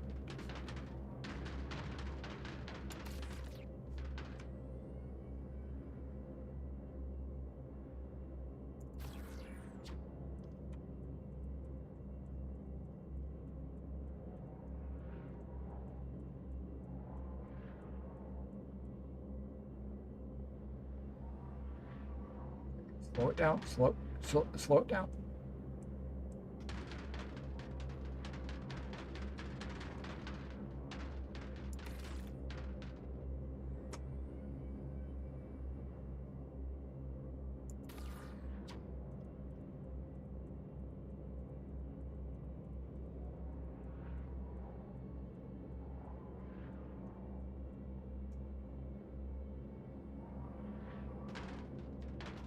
What the heck? Don't get... But... Okay.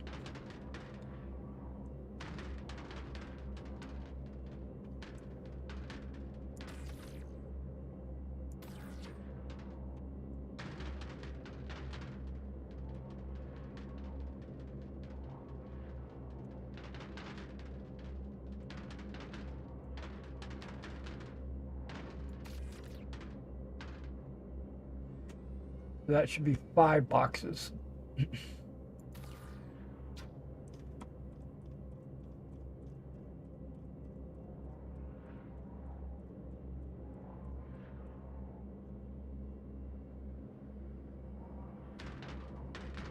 Notice I'm not snapping it to the cargo grid. It wouldn't fit if I did.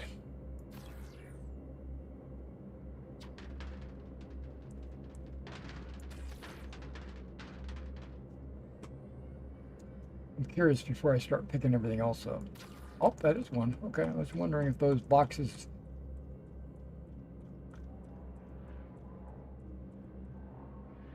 placed there on purpose.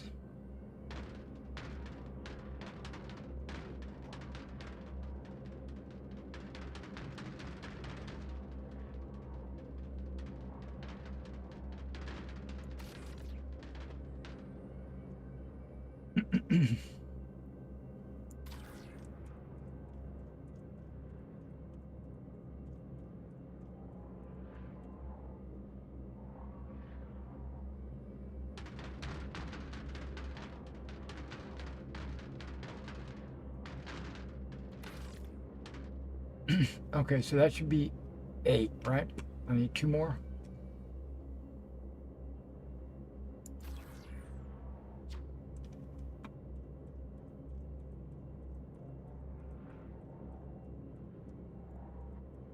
No? What?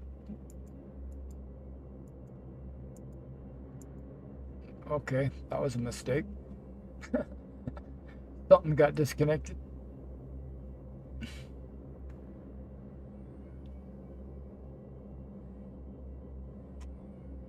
Now I can't see what I'm trying to do. What's going on?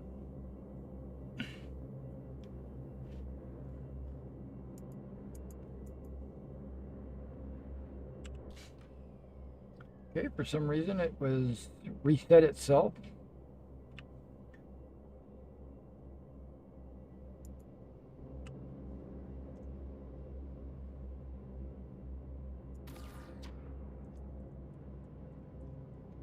There's one box like right below us.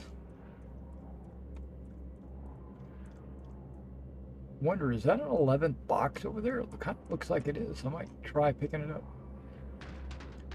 Whoa, dude.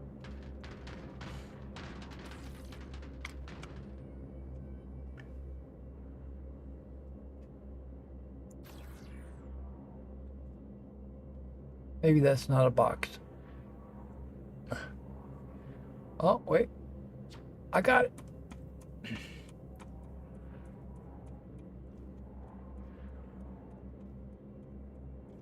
All right, so we got all 10 boxes.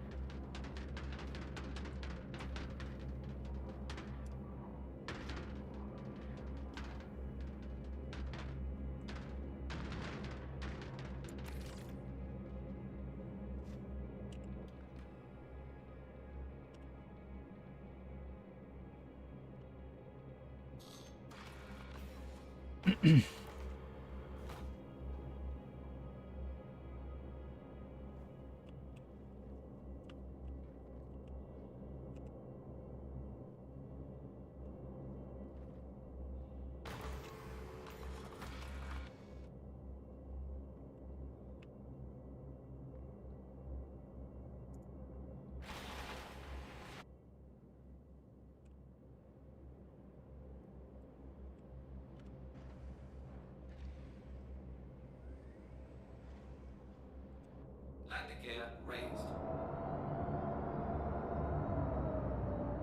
All right, so now we got a full cargo hold.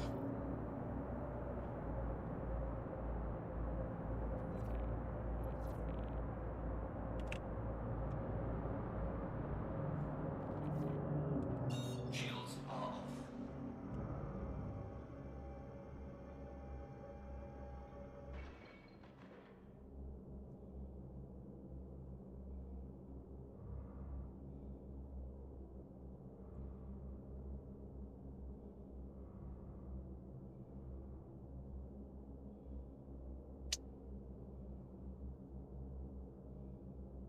Not jumping.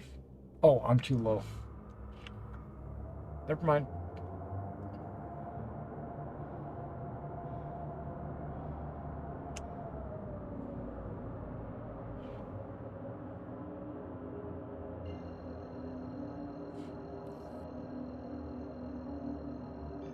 Okay, I should be prepared to rush into my hangar. Quantum drive is now off. Really? Oh, it's obstructed. Okay, gotcha. We'll go to Crusader first.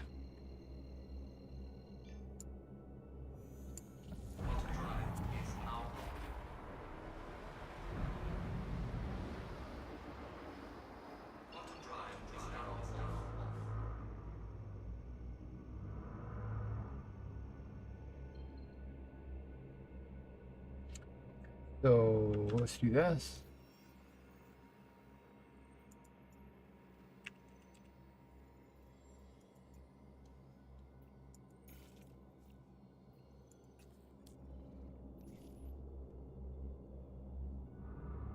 Why is that asking me to go out and then come back?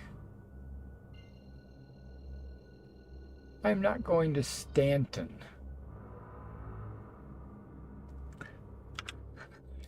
Stanton is the sun. I'm not going out there.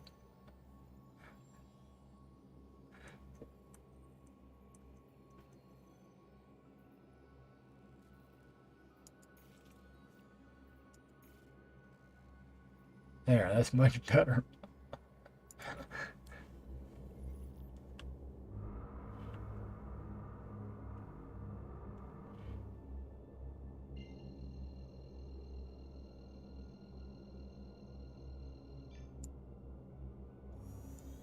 Auto drive is now on.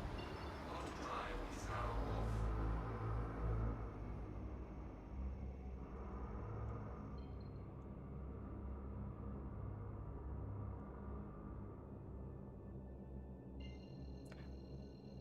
OM1. This is the dangerous one. Auto drive is now on. Auto drive is now off. Auto drive is now off.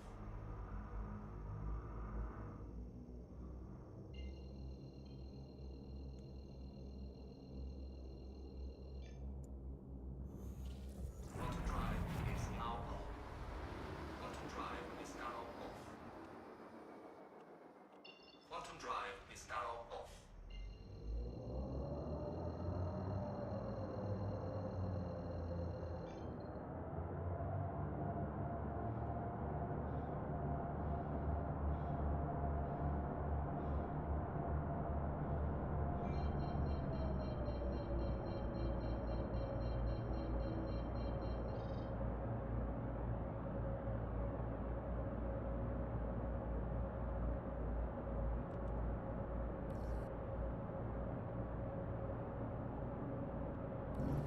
Shields are on.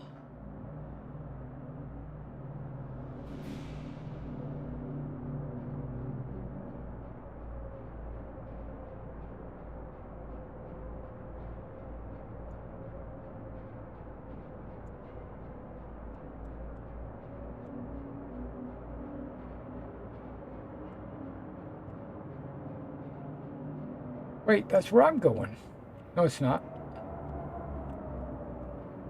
He's going in there. I thought I was going there. I'm going in here.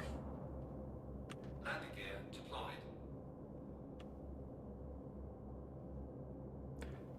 Yeah, I'm going to be a little aggressive on my landing here.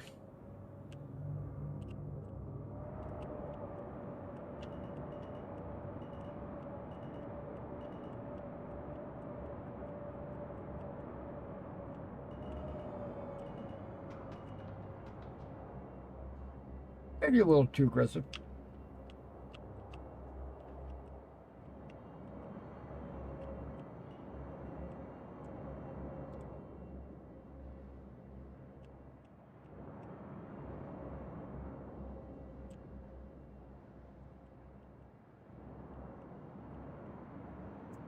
And I got time to spare too, because I plan to play some Skyrim tonight as well.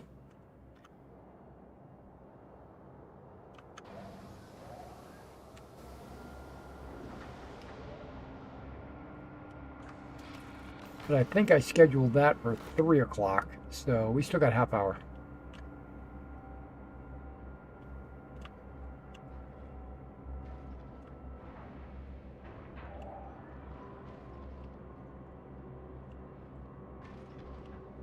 Oh, wait, what am I doing? I can't get out that way.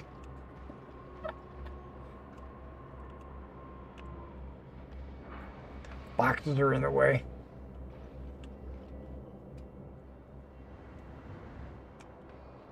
Okay, this should end my Crusader career. What am I doing? This should end my Crusader career because I was only going I was only trying to get this far so that I could get the ship skin and the shotgun or whatever. A laser shotgun. So I'm going to go back to Microtech and continue working with Microtech. So after this, we'll fly to Microtech and see what the new skin looks like. Come on, box. I know you're a giant box.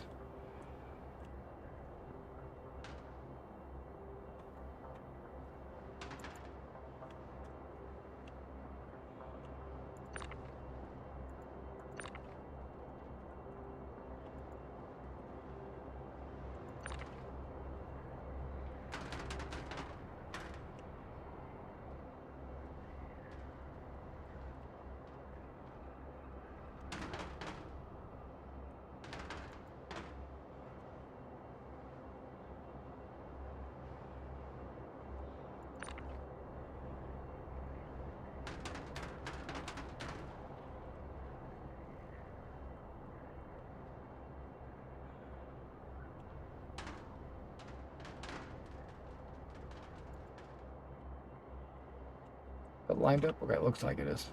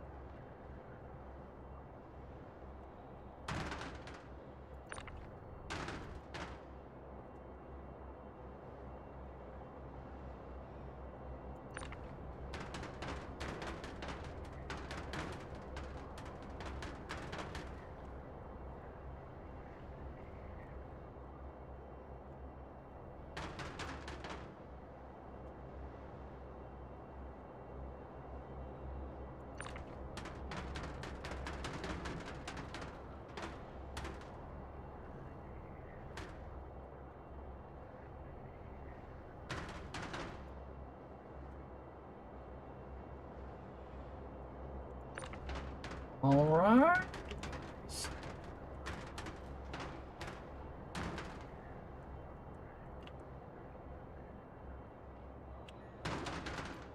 We are in like planned. Now let's see if it works. Is that? Huh.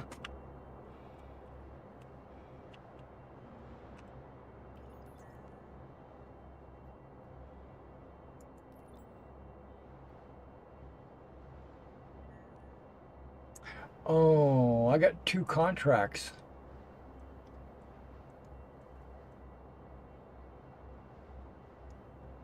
Ooh. They'll both work, but I want to get paid 150.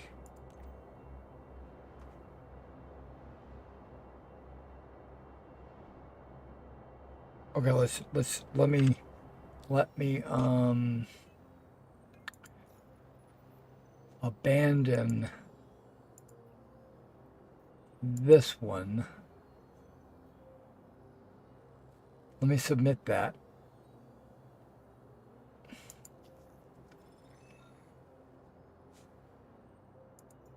This one's still active. Okay.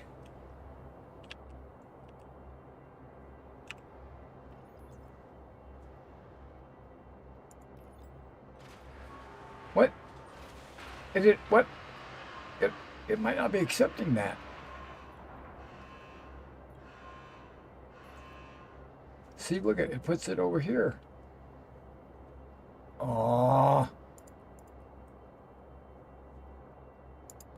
Okay, I'm not giving up. I know what I'm doing. Or so I think.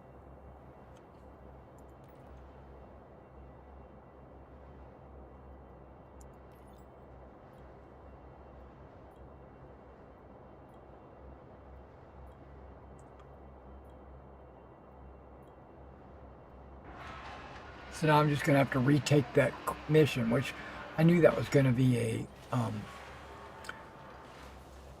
could be a pain point.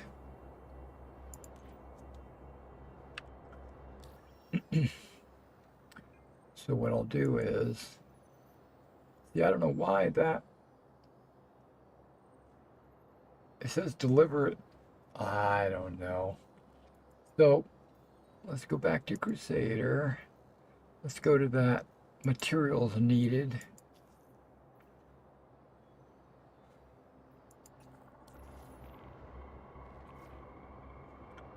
And now should accept these.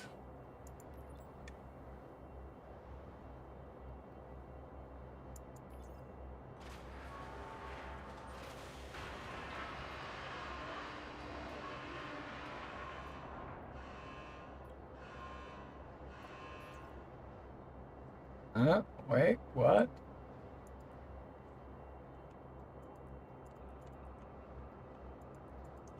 Didn't accept everything. It's alright, it's alright.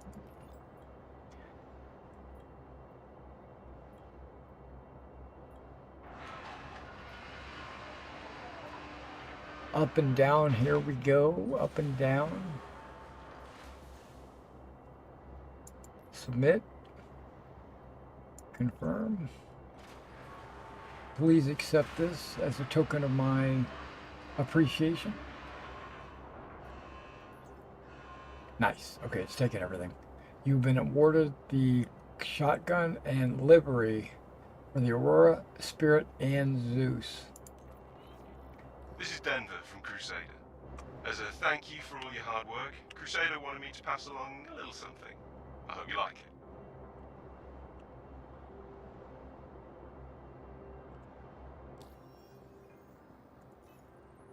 So now when I check this, Crusader is 791, 783. To be able to get to the next level, I need, shit, I don't know what I need. What I need, another 700? 800? That means I got to do that all over again to get to 1500. But at least I know how to do 100 at a time pretty easily. And I think the rifle is next. And then the sniper rifle is at the end, I think.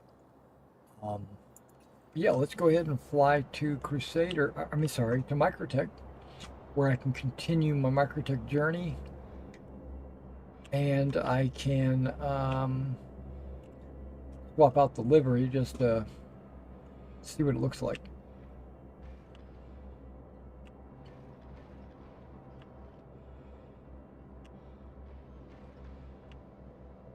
All right, before we get, no, I guess I can get out of my seat once we get to Quantum. I need to get something to drink because it's 34%. See if I got any repairs that need to be done. You have to do it while in the seat. 2 credits.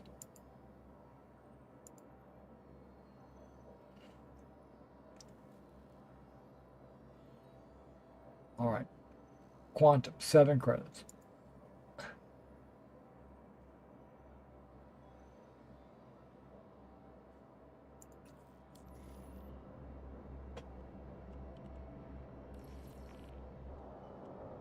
Takeoff complete.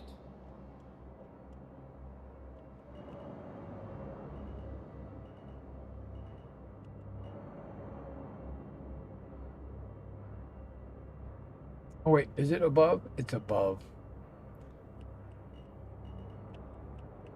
Center ourselves. There we go. Landing complete.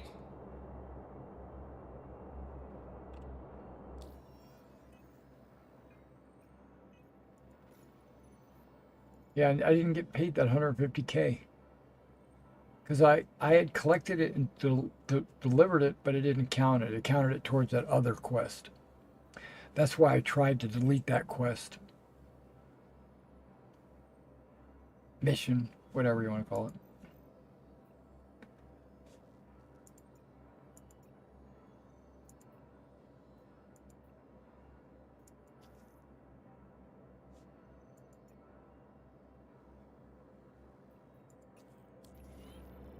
Oh, there it goes.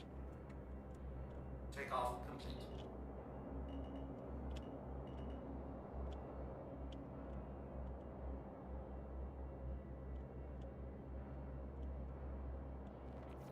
Doesn't look like it's open.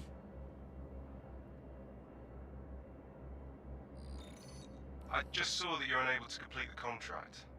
I hope everything's okay. Talk soon. Everything is fine. Everything is awesome.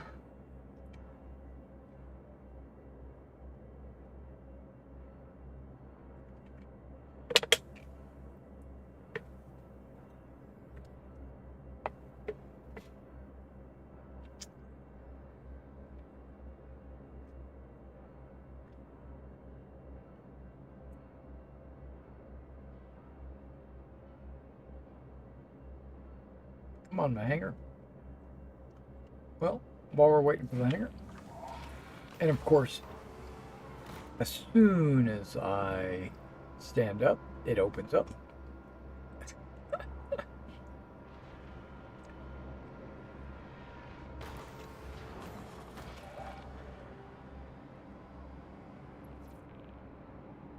Can't go much faster or I'll clip my wings. I don't want to do that.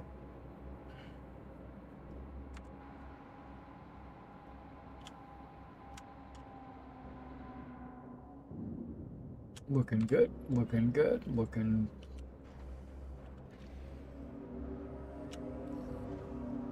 really good. We're going to go to micro tech. Says it's obstructed, but I can't plot a course. Oh, come on now.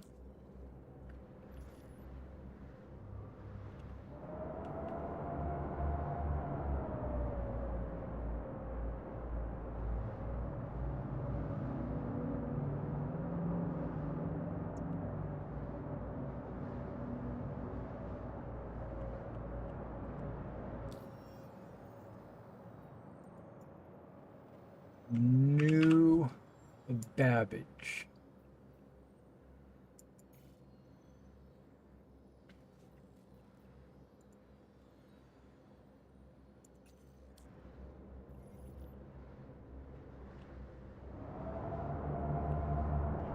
Shields are off.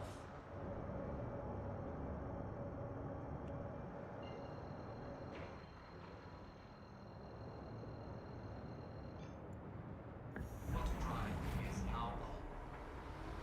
Auto drive is now off. Auto drive is now off.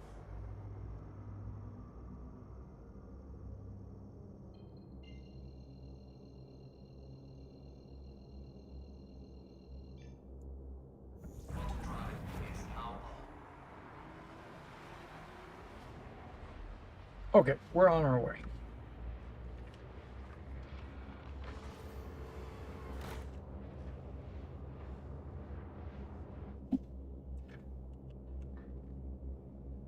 Alt N, inventory. I'm gonna juice up. Wait, how come my helmet's on?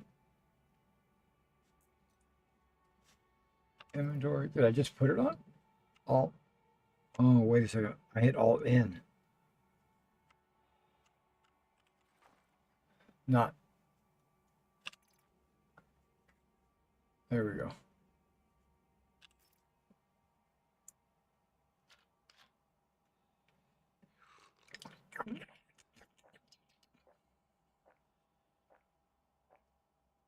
Give me a little bit of nutrition as well. That should be good for tonight.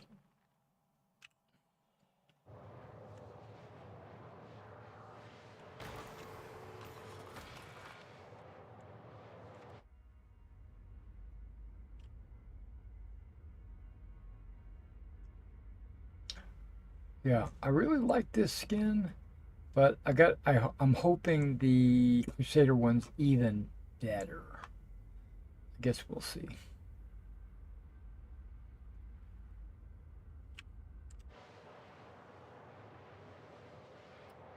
And then as soon as I check it, I'm gonna have to log out. I think I might have gotten Lydia pregnant. We're gonna verify that tonight, or that's one of the things I'm gonna do is I'm gonna check to see if Lydia is pregnant or not.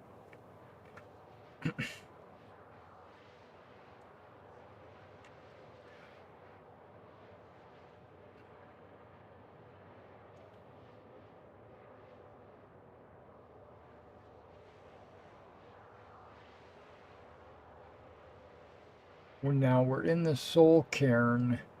We just freed Serana's mom, and she said she wanted to show us something. So we're going to be following her. Um, I don't know what's next. I think we're fighting a dragon, maybe? Or maybe some undead? I don't remember. Been such a long time.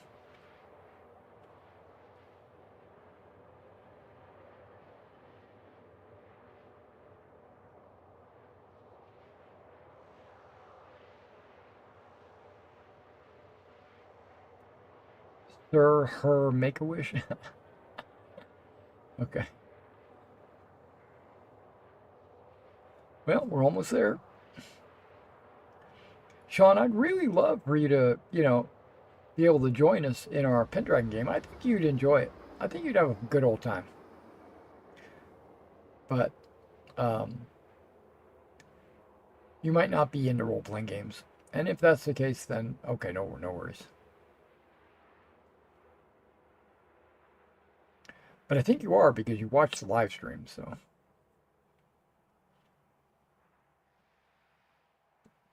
Quantum drive is now off.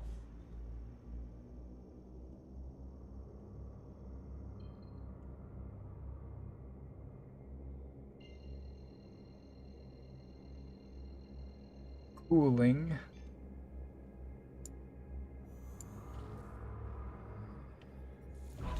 That didn't take that long to cool.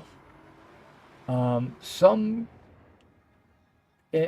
jump drives, depending on how far you go, the length of time it takes for it to cool off before it can jump again varies. But I upgraded this, so it actually is really quick. I was very pleased with that time. There's been times when I sit there and actually just wait.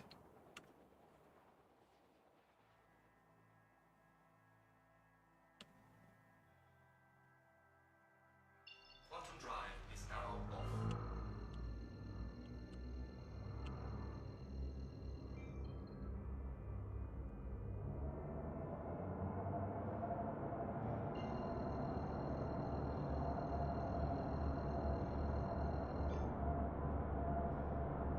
Now, the lower I get, the slower I'll go because I think they say that there's more air at lower altitudes, so max speed slows down.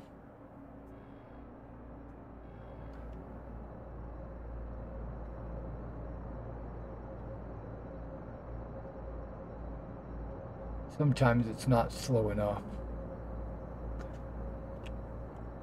Or like in this case, it seems like it's too slow. Thank you, and please visit again.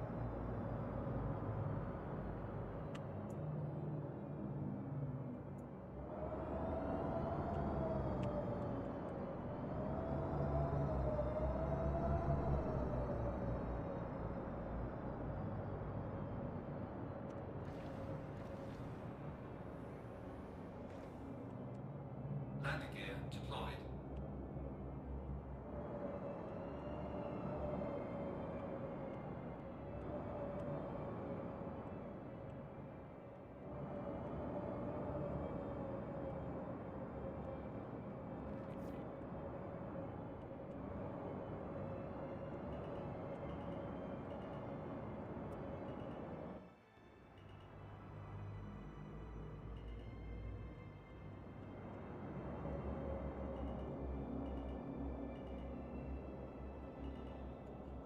Landing complete.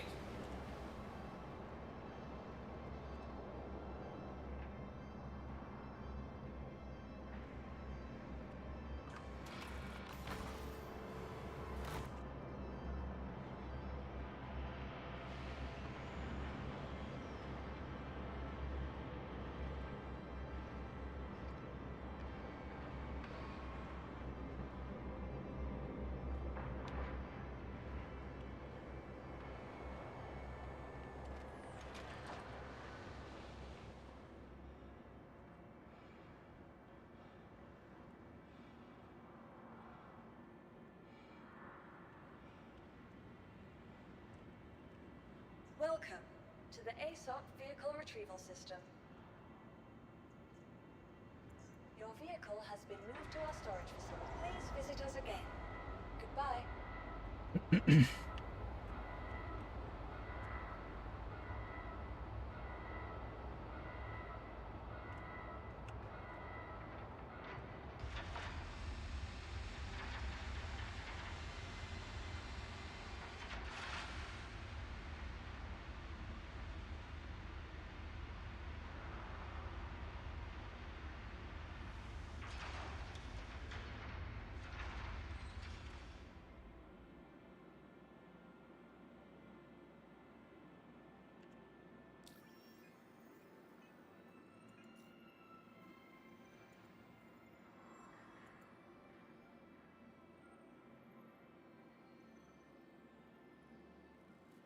Migra deck and Starscape is not the one we're looking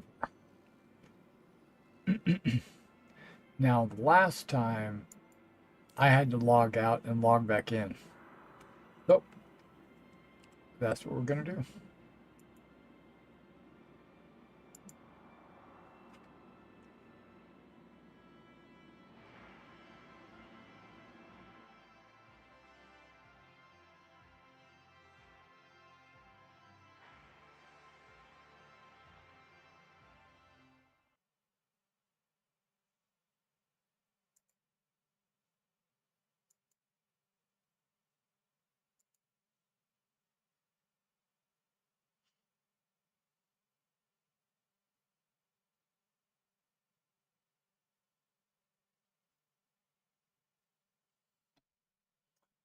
Hopefully I can do this in 5 minutes.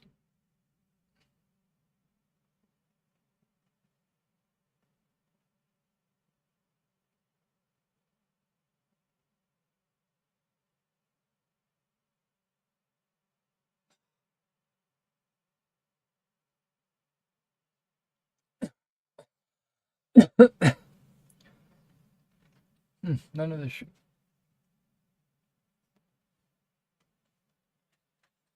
Yeah, you don't see any of the chats. You just see the, see, that's messed up. I'll work on that.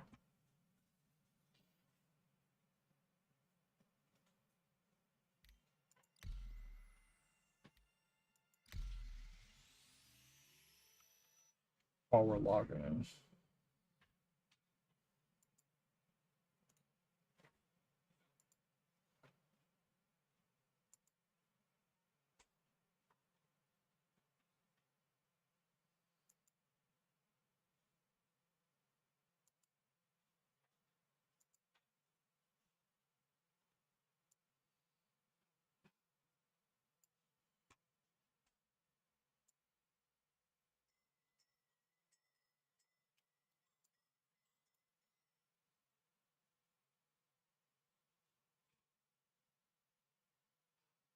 Hmm.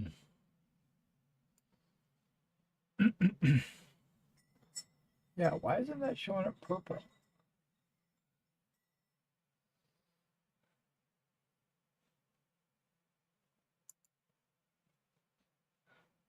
Okay, let's try this.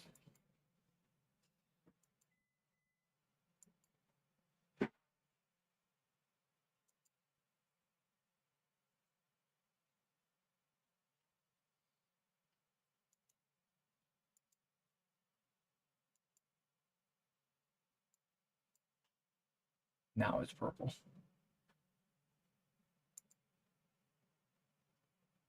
Okay. All right, we are in. You can actually see the chat now. And F1 vehicles. Zeus. Thinking.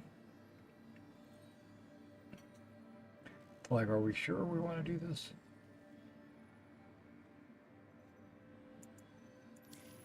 Nope. Maybe when we're on the train.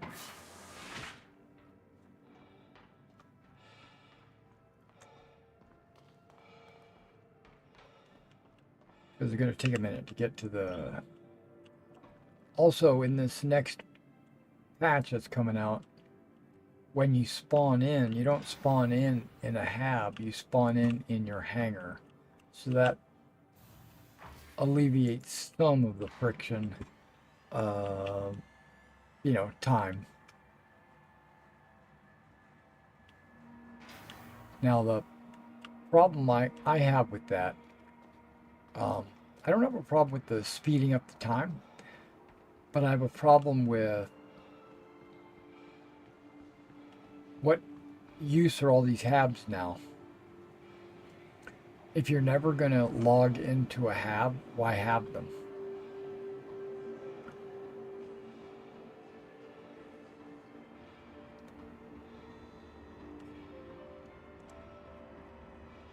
Leaving the station momentarily. I made it. Okay. Careful, doors are now closing.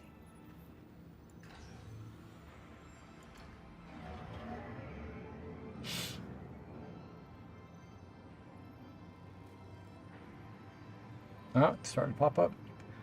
Where is it at? Crusader. Save changes.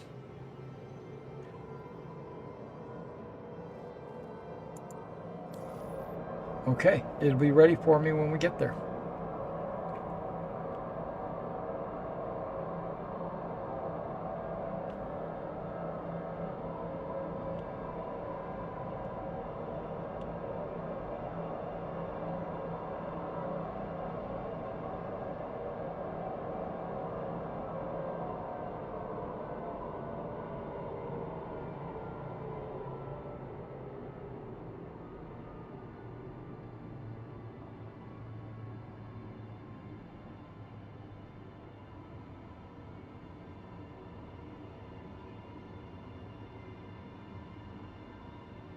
Nearing next stop.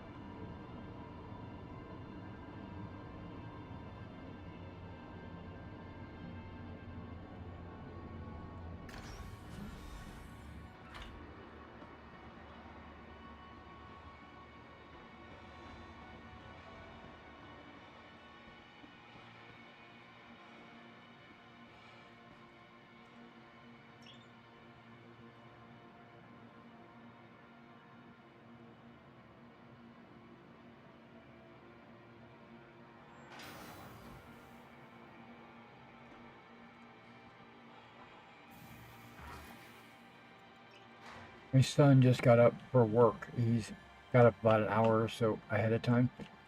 He heated up a brownie in the microwave, and now I smell that, and it smells delicious. There's a brownie. I'm not going to eat one. But it does smell good, though.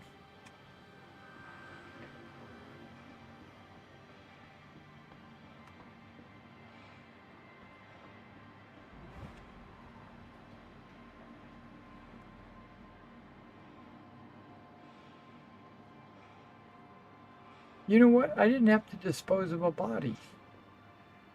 I actually had a body in the back of my ship at one point. Huh. Wonder why I didn't have to dispose of it. Maybe because I logged out?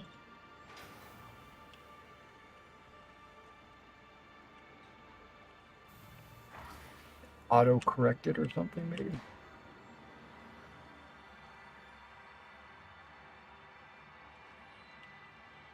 I was planning on just flying out into space and taking the body and throwing it out into the black.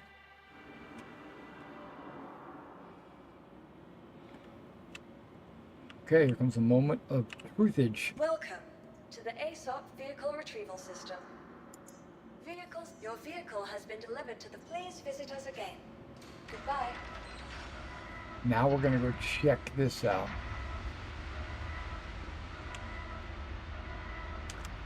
Let's get my third-person camera ready for this.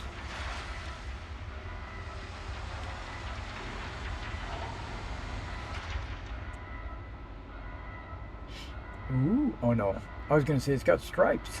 No, that's not good. That was the caution tape.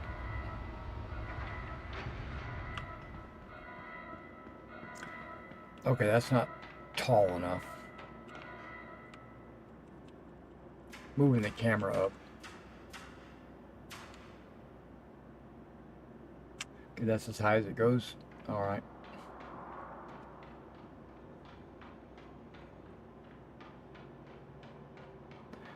Okay, so it's still kind of a baby blue, actually. Right? But it's reversed. The Microtech is white with the blue down the middle, where this one is blue with the white down the middle.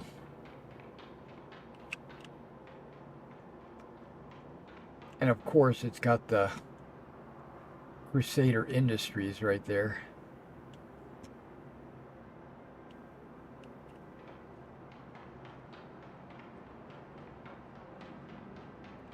And the Crusader logo up front. It's kind of shiny, a little bit shiny. Waxed. Okay, well, I thought it was going to be a royal blue. I thought it was going to be darker. I got all excited about it, and it wound up being the same blue.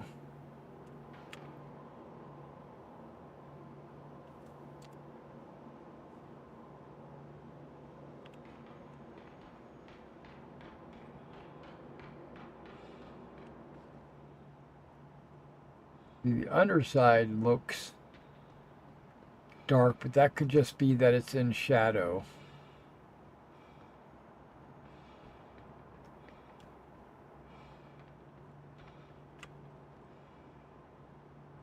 Okay. It's all good. All right, guys. Well, this is what we're going to call it.